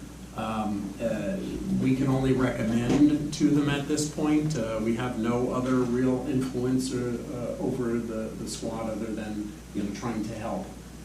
So at this point, the officers have been very open to the discussion. Right, we have been talking about ways that we might be able to help them with an awareness campaign by putting things on the township website and trying to raise those issues that they have, and driving this all towards an event that they'd like to have in the fall to try and culminate these things around some sort of a membership drive, a donation drive, aimed at the fall time, at the late fall time. So to try to conclude that, summary, conclude the situation, it's complicated, right? They are going to need donations, clearly, in order to be able to provide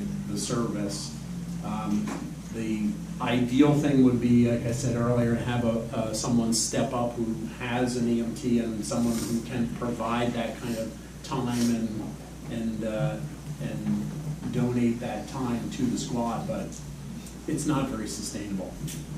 In fact, that's really the way they've got through the last couple of years, is by a very, very few people underpinning, the entire function. And those people are now, either no longer with the squad or, have recently passed away. So they don't have that resource anymore that was available to them. So it kind of leaves a very difficult situation for the community. So the only thing that I think that we can do is try and help them raise that awareness, try and help them create a sustainable situation in the long term so that they can continue to provide this service to the community. Because otherwise, the reality is you're just going to be waiting an awfully long time for emergency for medical services. You're going to be waiting for someone to come from a fairly long distance away. They have looked at and been told by the squads that are currently responding that this is getting a little bit cumbersome for them. Right, it's getting to be troublesome to have to keep responding to our area as a mutual aid assistance. You know, nobody minds when they have to do it once in a while because you're out on another call, but when you're completely out of service because you don't have the members, then, you know, it gets tiresome. So those other squads are starting to put pressure on our rescue squad to do something about it, and that's, I think, primarily why they came to us to look Even for though those squads can charge for that call, it's still a problem. And it's Correct, not yeah, typical. yep, because they're taking extra time and Exactly. and They're out of distance, service in their and community. they're out of service in their And they get area. more calls. Yes, yes. The areas where it is working fairly well, whether it's Flemington or Clinton, is because of the call volume.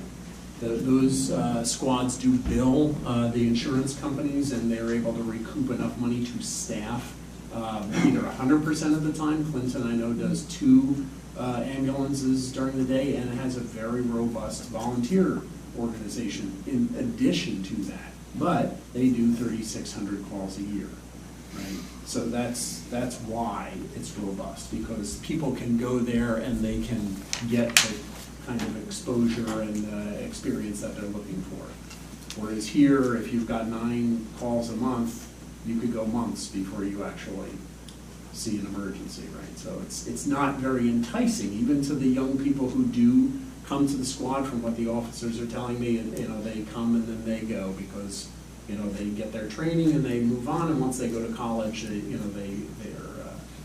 find other things to keep them busy somewhere else probably. But that's the situation. So, you know, I think all that we can do is help them with that campaign that they're driving forward to the fall. And I know that I've committed to them to assist with that in the fall timeframe once they get me some talking points that they want to get out to the community. I think it dovetails very well with things we've done in the past in terms of getting out and getting in front of the community when we do things like door knocking, whether it's associated with a political campaign or not. It's a really good way to get the message out to the community. In addition to anything we can do with the website, of course, and I'll let you know what their link is and what we can do minimally from that perspective. But I think that it will be some sort of a survey to indicate what the people of the community know about this and what their thoughts are. Their hesitancy for years has been, we don't want to bill the community. That has been what we've heard for years. They don't want to bill the people who, the residents of the community for their service, right? But now it's become unsustainable, so. Questions? Well, thanks for all the work you do. Yeah. Good job, a lot of information. Seems like you there. put a lot of time into this. And, It was a I mean, fair it's important, Pete, and we really do appreciate the fact that you put all this time in. Well, I'd like to add something. First of all, thanks, Pete, for taking the lead on this. But over the year and a half that I've been talking to the ambulance corps about these issues, and I'm going to venture into some uncharted water here, but I've always, in my mind, thought the firehouse is a lot like the rescue squad in the sense it's volunteer, they're jointly co-located, and they share a common mission. And a lot of the calls require both fire and ambulance. So I've been nudging and encouraging members of the firehouse community to sort of go with brothers in arms here and maybe work with the ambulance corps on a solution that may benefit both parties. That hasn't necessarily been embraced by all members, but I think it's worthy of encouragement at all levels, because it seems to me the firehouse has a similar situation in responding to calls with its volunteer crew. So hopefully, history can be put aside and these organizations can talk and work together, and maybe we could come up with a solution that benefits both parties.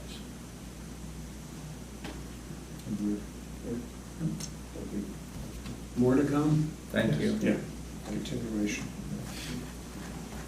Okay, we have no standing committee reports this evening. item number 10 on the agenda is approval of the minutes. The June 13th, 2019 executive session minutes, we held them up for this meeting, but I think, Tim, you went through those and you're okay. So Okay. are we, could I have a motion to approve the June 13th, 2019 executive session minutes? I'll second. All in favor? Aye. Okay. The July 11th, 2019 regular meeting minutes, I read those. I gave Krista comments. I think she put a black line of my comments on the Google Drive. Does anybody have any additional comments? Looked okay. Could I have a motion to approve the July 11th, 2019 regular minutes? I'll move those. I'll second. All in favor? Did you second? I did. Okay. All in favor? Aye. It was like the two guys. It was like the two guys running after the ball. Okay.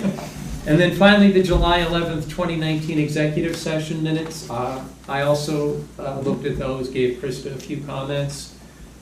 Well, if we have any other substantive comments, we'll save those for executive session. Otherwise, could I have a motion to approve? I'll move them. Second. All in favor? Aye. Okay. We are now going to open to the public.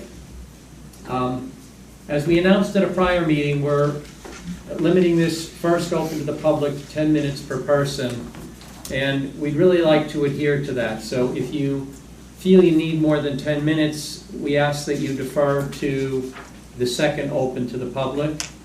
Could I have a motion to open to the public? So moved. Second. All in favor? Aye. We are open to the public. Allison?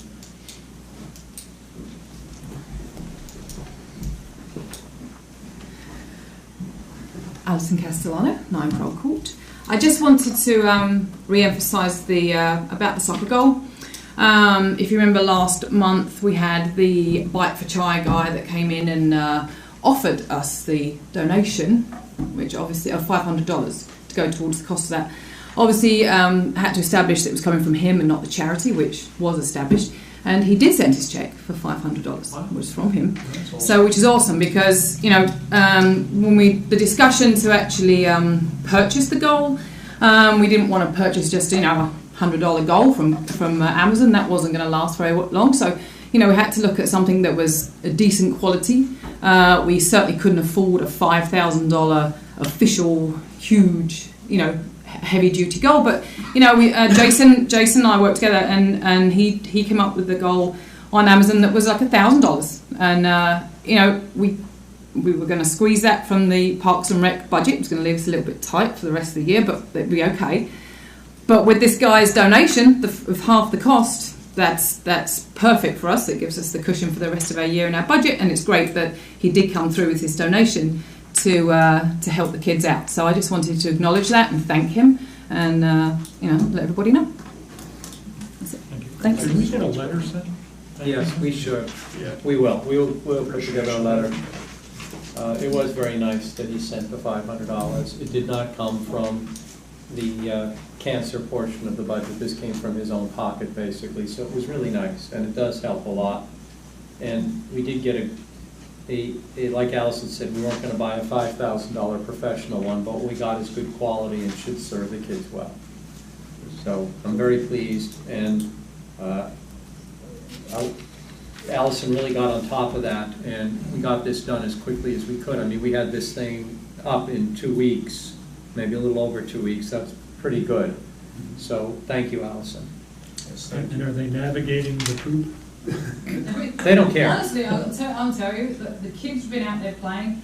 It really isn't as bad as everyone thinks on that field. It's not. There's the frisbee is going on at the park now, and the soccer. No one seems to have an issue on the field area. So whatever the issue is on the perimeter is one thing, but on the field itself, not significant. I was talking to some of the kids at the last Friday night in the park. The poop issue isn't an issue for them. They said, we're out there playing on this. It doesn't. And I mean, we were walking around. Allison and I were walking around trying to figure out where we wanted to put things, and it's not like you see poop everywhere. I think it's more on the perimeter where they walk the dogs. Yeah, I don't think it's as bad in the middle. So I think we're in good shape there. Okay, anybody else from the public? Come on.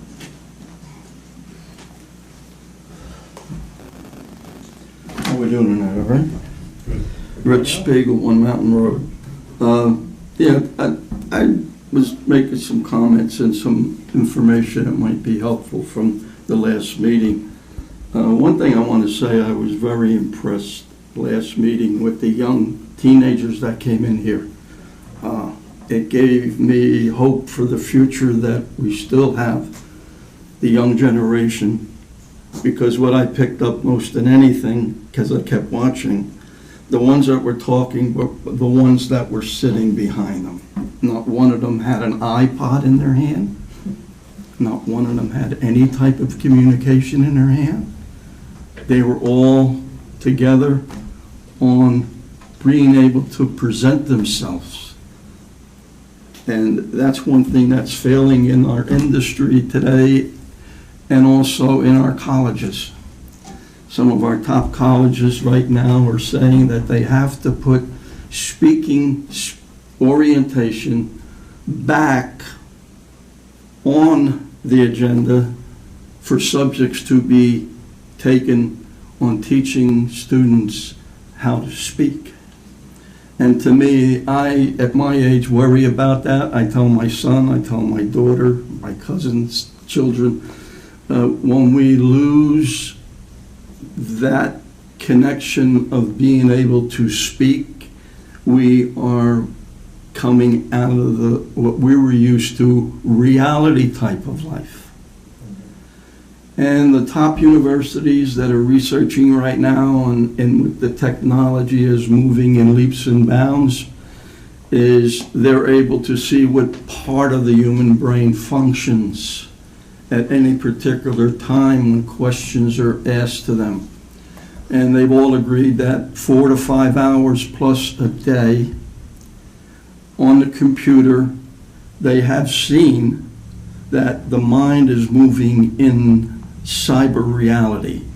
And that's just the way Polytech, MIT, you name them, Duke, Stanford, they've all come up with this. You can Google it yourself. And it's kind of sad, because I always say, we speak about being the strongest nation in the world, and I'm waiting for some idiot in a third world country just to come together with a intercontinental missile to go up and knock that one satellite out of the sky for all communications, and then you're just going to have everybody sitting around with their arms folded because they won't know how to communicate. So I was really impressed at that, those young children that came in here, the teenagers. And I think, yeah, anything you can do to keep them off the streets, keep them out of trouble. We did that in Princeton as a kid. I remember we used St. Paul's Church basketball. We used Witherspoon Street School, Thursday night recreation. Maybe we can bring the records back and the school, have recreation, get them off the streets. Two of the biggest fellows that were recognized in Mercer County were Dick McCluskey and Pete Young. They were both awarded in Mercer County way back. And Marv Trotman was another one, because of how they kept the children out of trouble and kept them off the street.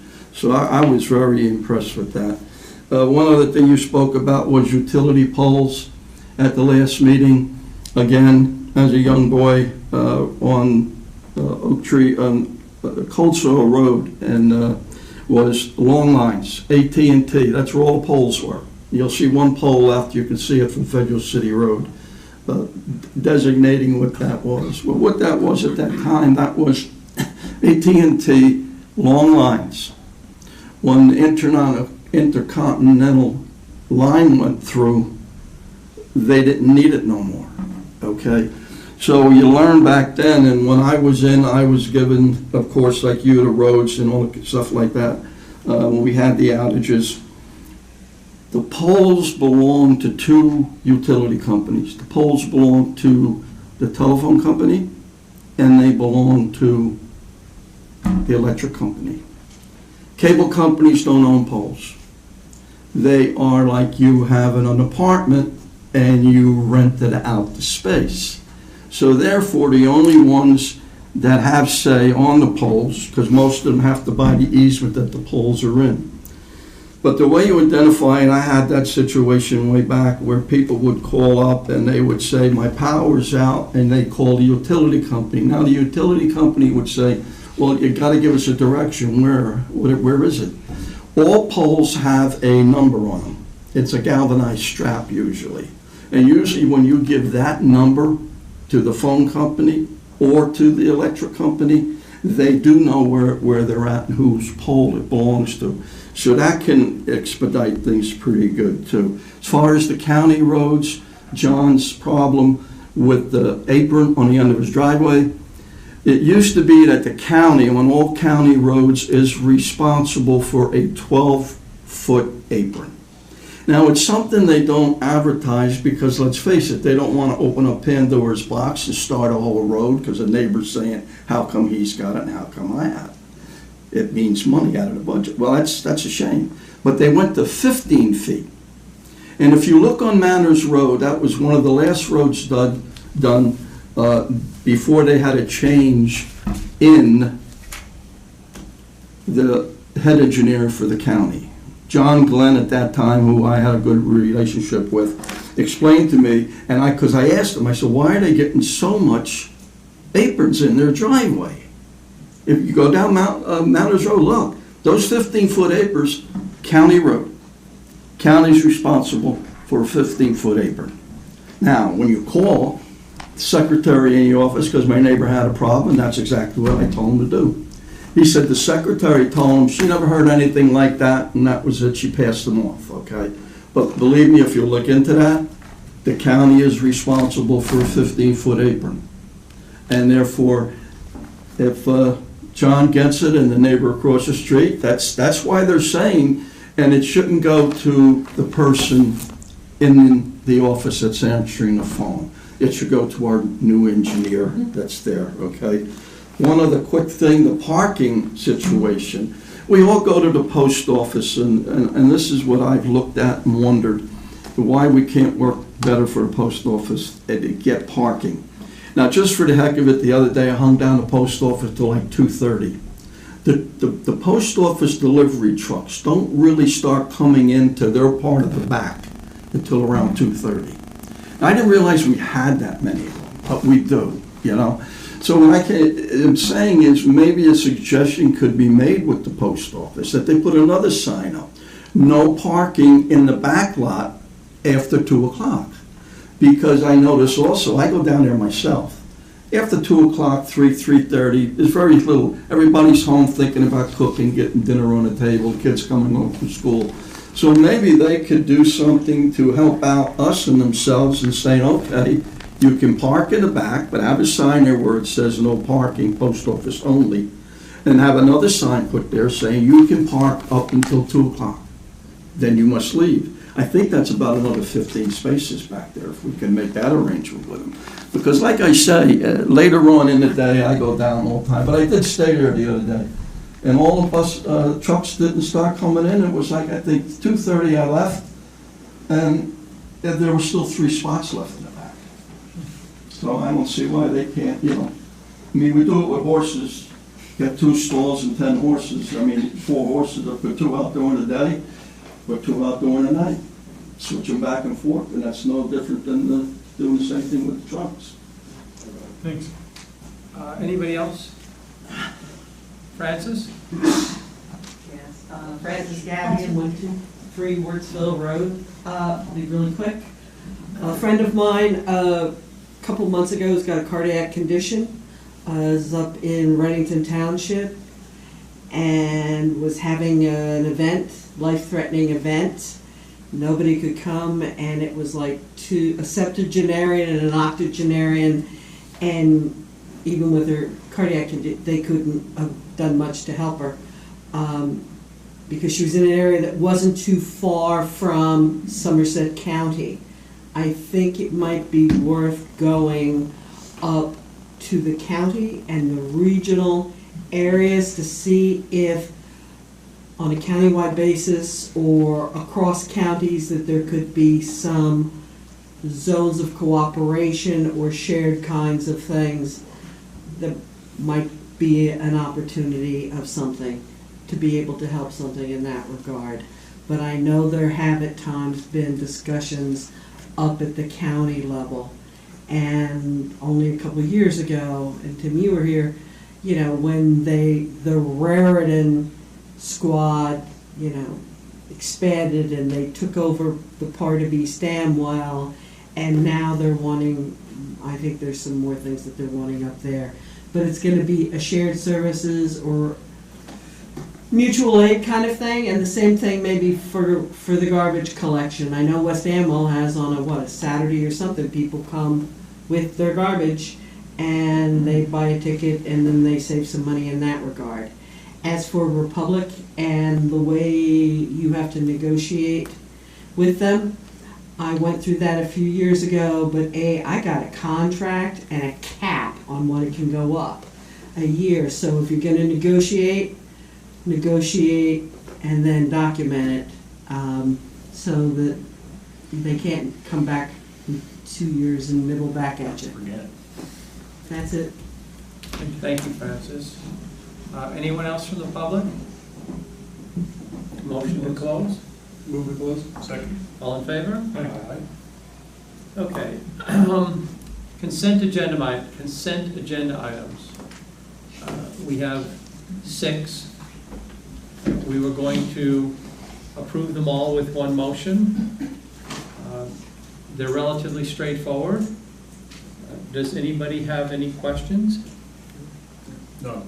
Can I have a motion to approve the 6 consent agenda items? So moved. Second.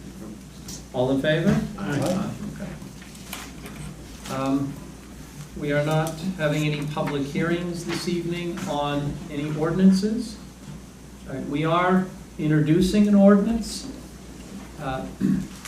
This, I think, is relatively ministerial, but we are amending the ordinance that we put in place a few months ago for our Recreation and Parks Advisory Committee. And we are looking to make 2 amendments. One, instead of calling it the Recreation and Parks Advisory Committee, we will be calling it the Parks and Recreation Advisory Committee to make that name more consistent with what it's called in other municipalities. I told you this is ministerial, okay? But it actually does have a better ring to it. Yeah, Parks and Recreation. Right. The other is, like the rescue squad, some of our committees have been having a difficult time getting members, getting volunteers. And when we put in place the ordinance for our rec committee, we have a provision that says a quorum is 5 members, 5 of 11. That works well when you have 11 members or 10 members. When you start getting down to 8 members or less, that 5 becomes a bit of an issue.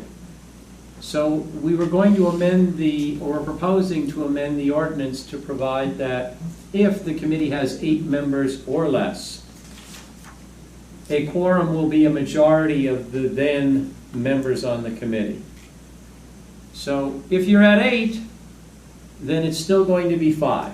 But if you go to 7, it'll be 4. If you go to 6, it'll be 4.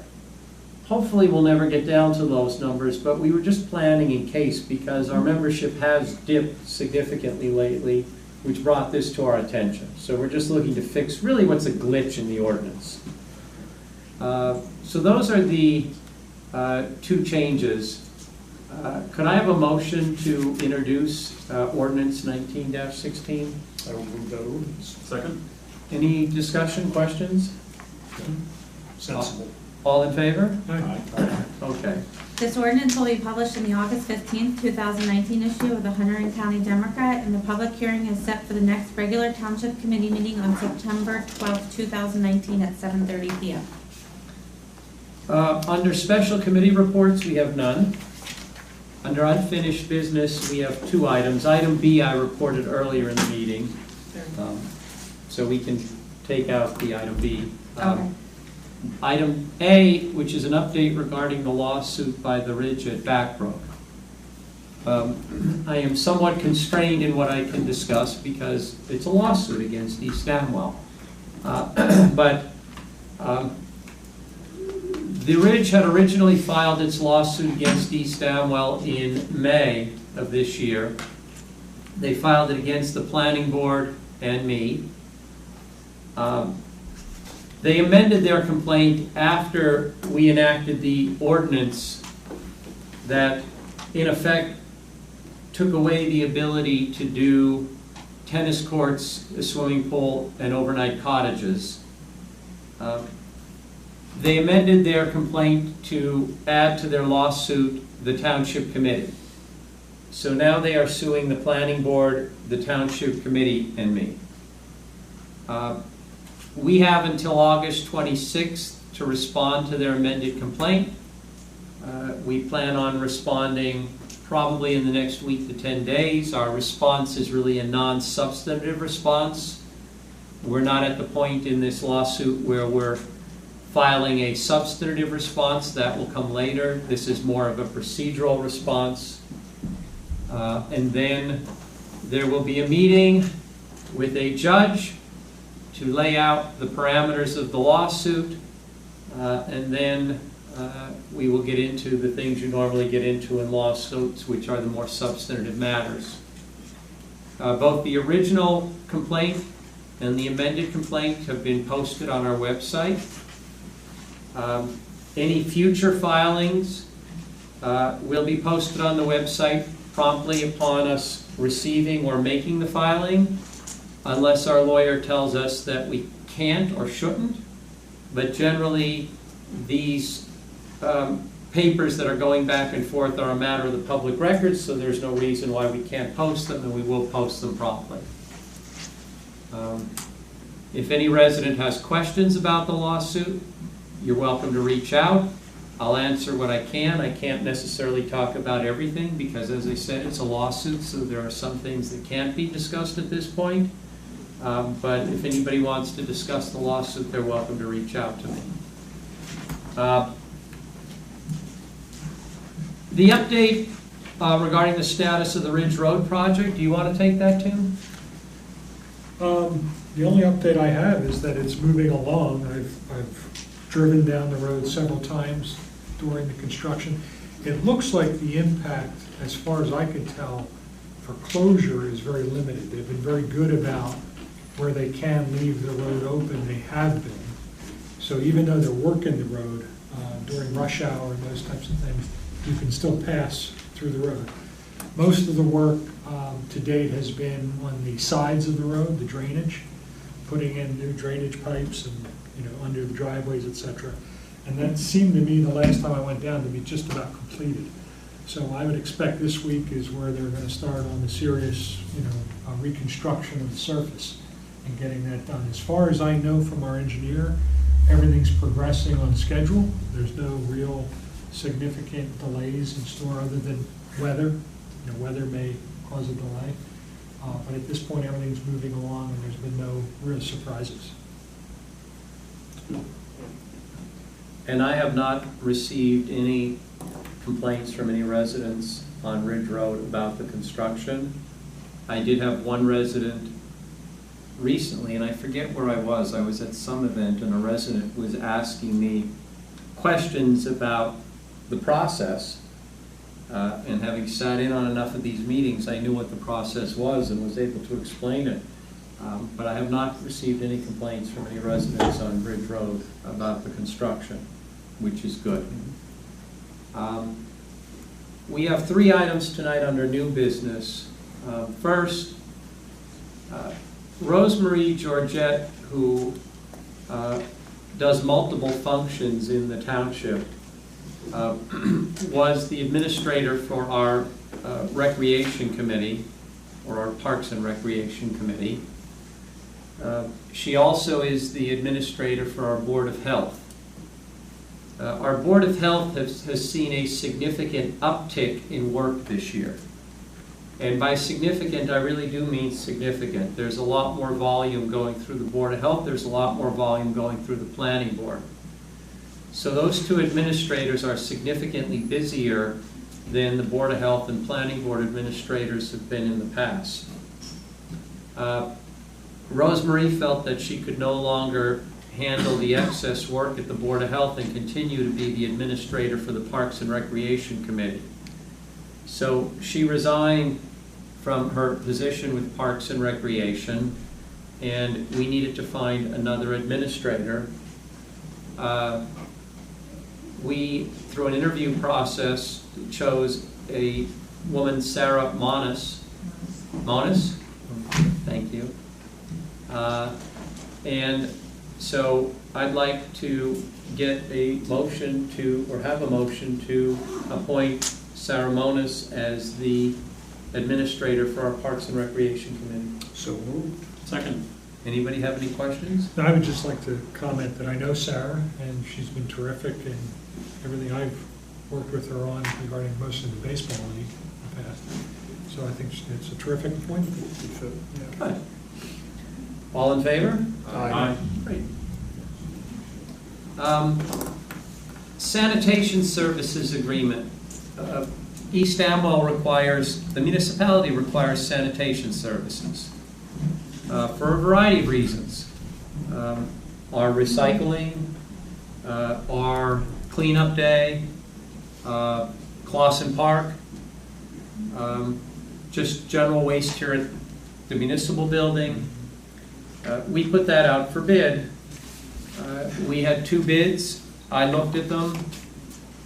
Republic was significantly lower on virtually every item. So I would like a motion to award our sanitation services to Republic. I'll move. I know, I'm Pete. gonna abstain, I think. I know, Pete. It's legally required, right? I know, Pete. I'll move since I've been very happy with their service. I just haven't been happy with their pricing. So Well, their pricing for the municipality is, I mean, I looked at these actually very carefully. And so we don't really have a choice here. They have the lower by far. So could I have a motion to approve entering into the sanitation services agreement with Republic? So moved. Second. Any questions? Any groans? Pete Miller's groan, duly noted, and a few from the audience, but all in favor? Aye. Okay. The last thing under new business came into my lap literally 2.5 hours before this meeting. And it's urgent. So I had to get my arms around it very quickly. I spoke to Tim to get his view on it as well.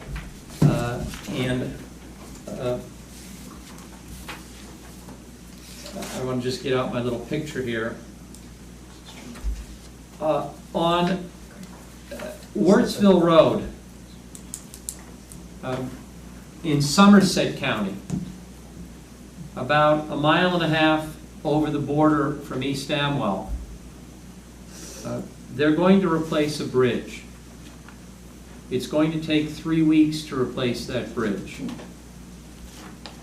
As a result, they are going to close Wardsville Road from Manners through to, what is it, Long Hill Road. Well, they're not going to close it. Oh, no, I'm going to come to that. Yeah, okay. I'm going to come to that. They're closing Wardsville from Manners to Long Hill for through traffic for 3 weeks. It's not going to impact East Amwell residents. It's not going to impact our school buses. You'll still be able to take Wardsville into East Amwell, to the end of East Amwell. You'll be able to take Wardsville basically to where they have the bridge closed, into Somerset. You're not going to be able to take Wardsville all the way through like you used to. For 3 weeks where they're replacing the bridge, it will be closed. But it will not impact our residents' ability to get to and from their homes. It will not impact our school buses. For traffic that needs to get through, one alternative there'll be a detour where you can get off Wardsville at Manners, take Manners to 514, and take 514 into Somerset County. Then connect again with Wardsville once you get past where the bridge is out. So for 3 weeks, there's going to be additional traffic volume on Manners and additional traffic volume on 514. Now, although they're closing it to through traffic, they are going to keep part of that road open in Somerset so that while it will be closed to traffic going east to west, it will be open to some traffic coming west to east. So it's not the full volume that's going to shift to Manners, but some volume will shift to Manners for 3 weeks. I spoke to the engineer today from Somerset County who said to me the 3 weeks is going to be 3 weeks, and he said even the weather shouldn't impact that unless it's really, really bad weather, because he said everything is precast. So unless they're getting rain that's so heavy that it's basically flooding, they're going to even be working in the rain. Because everything is precast, they can work on it even in the rain. But he said 3 weeks is going to be 3 weeks. If it's not 3 weeks, it's not going to be more than a day or two over that. The reason this came at the last minute was NJDOT informed them the day before yesterday that in order to get the approvals they need, they have to have a resolution from East Amwell Township saying we're okay with this detour. They weren't expecting to have that, and they want to start construction. Well, they're scheduled to start on August 26th. So the engineer was very apologetic. I had you guys get the whole email. This fellow Brian Maurer was very apologetic, and said they'd be really appreciative if we could adopt this resolution. Our engineer prepared a draft of the resolution. It was in the package. I looked at it. It seems innocuous. If that's what they need, I'm okay with it. We're really just acknowledging that there's going to be this detour for 3 weeks, and we're not making a fuss about it. So normally I'm better prepared than this for these sorts of things, but literally I was on the phone with the engineer at 4:30. You could see the email coming through at 4:25.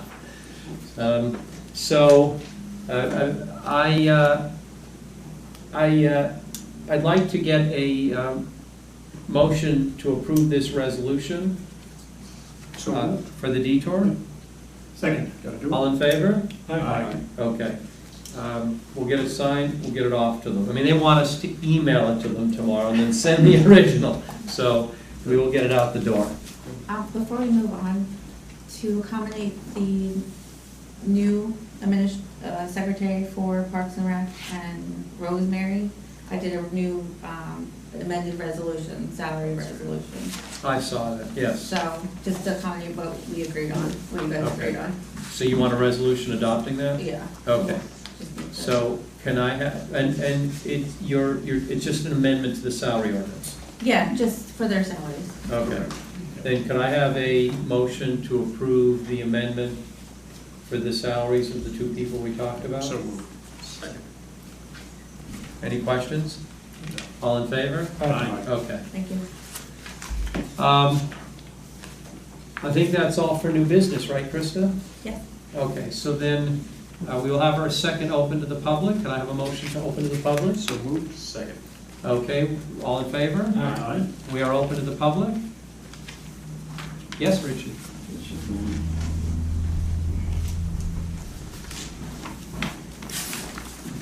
Rich Spiegel, Mountain Road. Just to go over some things real quick here. I had a sporting goods business for about 15 years, okay? And so I think one way of getting maybe some more finances for our, recreation, one thing you learn is that the best people to deal with are the people that make the product, okay? And not only that, then you deal with the wholesale. And the one I used to deal with most of the time around here, because it was close for me to put my orders in and go pick it up, is Rita Sports in Easton, Pennsylvania, okay? They're probably one of the biggest in the area, okay? One thing they like to do, but you got to contact them, of course, and see if they will give you a donation, maybe turn around and present you with a net for tennis or baseballs or anything. They're pretty much A to Z in sports. Because what they like to do, and that's why you see all the signs, no matter where you go to Mooney Park over in Ewing, is a good place to look at all the signs on the outfield fences, because that is, for them, advertisement. So the best way to get things is to look at, and what I always did was, I looked at companies that were new, just coming into business. The guys like Modell and Dick's Sporting, they've been around for a long time, so they don't really care. You know what, the little guy that's trying to start a business, he's the one that is more likely to say, yeah, I would like to donate, you know. I used to donate one of the biggest in the area, and it was a family-owned business in Bound Brook, was Effinger Sports. I knew him personally. I dealt with Effinger. Over the years, he was always top-notch for turning around and donating and giving things. When I managed Mendes softball league up in North Plainfield, I used to go to him, and after a while, he would just throw it an extra set of, dozen baseballs. So somebody's going to reach out to the sporting goods retailers, and I think you'll see some results, especially if they know they can put a sign up, whether it's a basketball pole or something that's going to say on the back, Rita Sports, and this gets them business. And like the old thing, word of mouth just kind of always is stronger than, reaching out, So actually, I still have my directory. It's like a telephone book when I went to Chicago, so that they have every year. So it's almost like a telephone book, A to Z. Every sporting good retailer in the country, and I still got that home. The other thing is, buying sports equipment is like buying a car. Right at the end of the year, what happens is you're buying a used car, okay? Body styles change every 3 years, so you're buying a new car, but what happens to the old ones? Right away, there's a big sale. There's no difference in the sports industry. The only things that change, basically, bats changed a lot up now. They're titanium. They've moved up to titanium, okay, $400 or $500 a bat. When they were moving up, changing from the different metals, it was kind of touch and go there for a while. But what you'll find out is that at the end of the year, when that stock is still in their warehouses, what are they going to do with it? It's like a used item, used car. So there are companies that buy out their previous year's stock, and I deal with them. Okay, they're up in a couple that I deal with are up in New Hampshire. Okay, where I can buy you the same bat from the year before and get it for you this year, half the price. And I did that one time. The first one I ever did was for a local. They needed a bat for his son. He told me the bat he wanted and everything. When he came to the house to pick the bat up, the son didn't like it because he didn't like the color. Because Easton moved from the color it was last year to a new design on the bat this year, but it was the same bat. See, so the industry is just like anything else, okay? It's done all over any industry. So I do have those numbers. They're up in New England, and they'll send you a brochure showing you exactly everything A to Z, whether it's a basketball, a soccer ball, no matter what you're looking at. And that's what happens. You will get it at sometimes better than 50% of last year's stock, depending if it's not moving that great. So I think that would help the rescue squad. And anybody wants to reach out to me, I can give them all that information. The other thing here, the garbage. The reason we're having so much trouble with garbage is the same reason why we have so much trouble with propane companies. They're not regulated.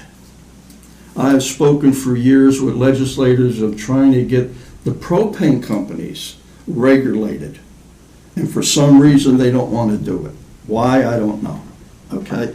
That's why if you got 2 or 3 propane companies and they all got different prices. Well, you only got 5 big major ones in the area, so what happens? They all sit down at the table together and they all agree not to go so high. They all agree to stay within the same price range, and nobody, but there's ways to get around that. I changed from Suburban. I had a lot of problems. And then I changed the gas. Now I have Gas Tech. When I changed from H&H, which was bought, they told me that I was going to have to pay them $100 to come and get my propane tank. I said, no, why do I have to do that? Number one, you never sign a contract with a propane company. You don't have to. Don't ever sign one. So make a long story short, when I finally changed over to Gas Tech, they wouldn't come and pick the tank up. I sent them a registered letter telling me in 1 month you pick the tank up, it's going to the junkyard. No problem. Right? So then I called them up and told them there's 15 pounds left. Now I already paid for the 15 pounds. And I wanted a rebate for the 15 pounds. We don't do that no more. So to get around that, call New Jersey State Weights and Measures. Their office is in Avenel, New Jersey. I explained the whole situation to them, okay? I got the check. Because you got to realize when they bring that propane tank back and it's got 15 pounds in it, and now they're going to fill it up, they're going to get that 15 pounds again, and you're going to pay for it. So I've always said a resolution or something started from some town and get it through to turn around and see why our legislators will not turn around and regulate propane companies. But that's what's happening with the garbage companies. They're not regulated. So Pete's lucky to find one for $80-some. You find the same one guy, he gives you $200, and it keeps going up. So when I had trouble with Gas Tech when they first started raising, I called them and I said, you're getting out of hand now, you're starting to creep up each month in the bill. I said, so I want you to go to your records and look at the 5 other residents on Mountain Road that buy Gas Tech. I went to each one of them individuals, and that's how you got that customer. And then that's when somebody said, well, the person in charge of the office, there's a secretary, they don't want to know nothing. He called me back. He said, we've looked at your billing, he says, and he says, we're going to maintain the price that when you got it, okay? So if the people get together, the families get together, and that's what they say to Republic, we're going to go to somebody else. We got 15 people on this road.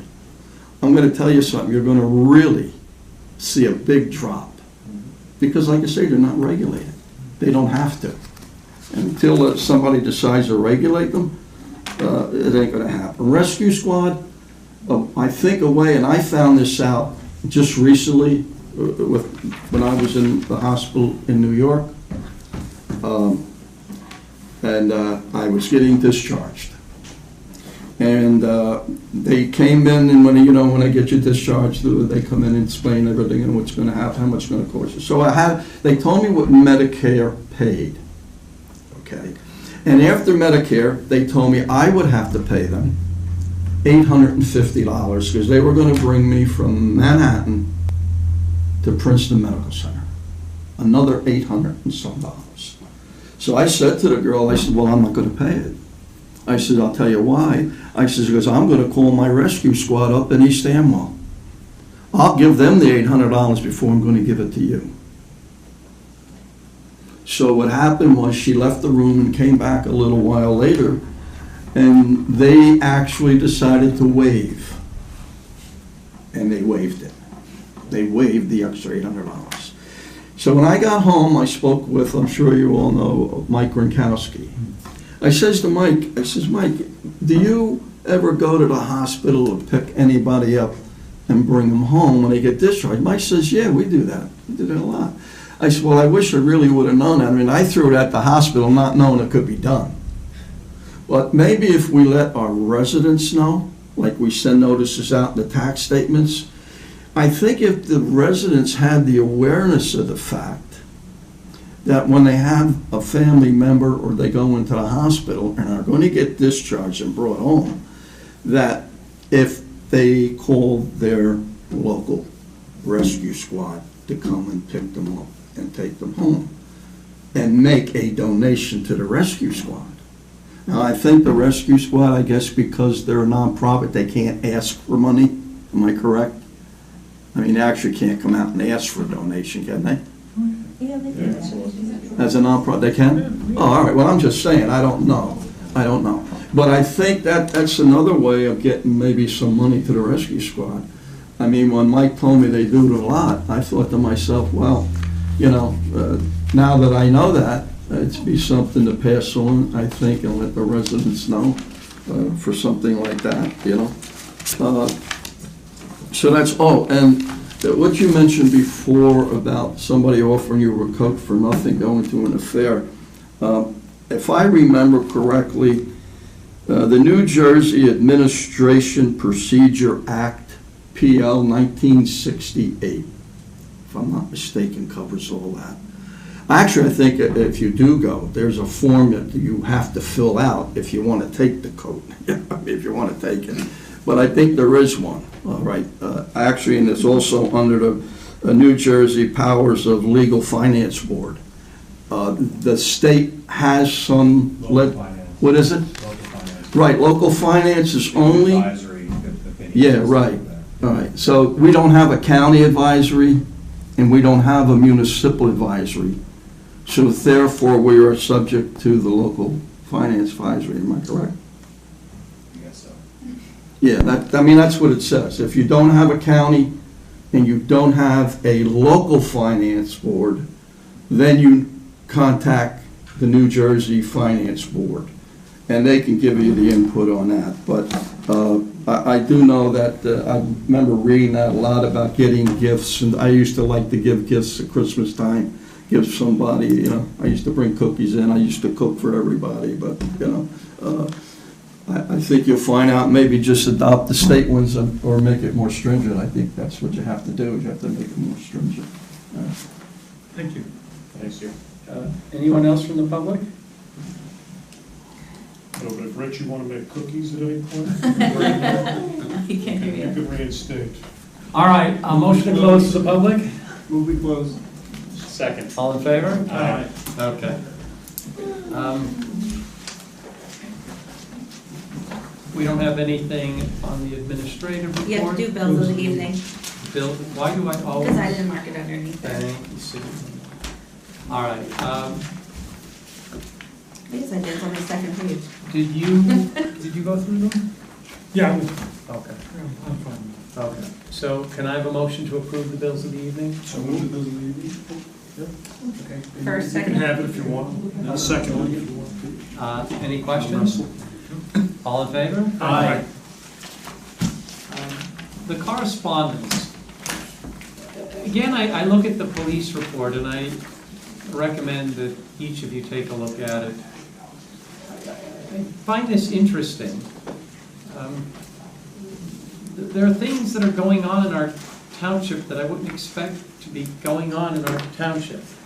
And at some point, I'd actually like to talk to the state police and get a little more detail on some of these, but some of this just makes me a little bit nervous. And make an investigation. I'll take a look. If you can. Yeah. So I suggest you take a look at the police report. I find it interesting, and like I said, at some point I may reach out to the state police and just try to get my arms around some of these descriptions a little bit more. Is it really minor and it's just getting pigeonholed into a scary description, or is this really some things that I should be scared of? World's a dangerous place for.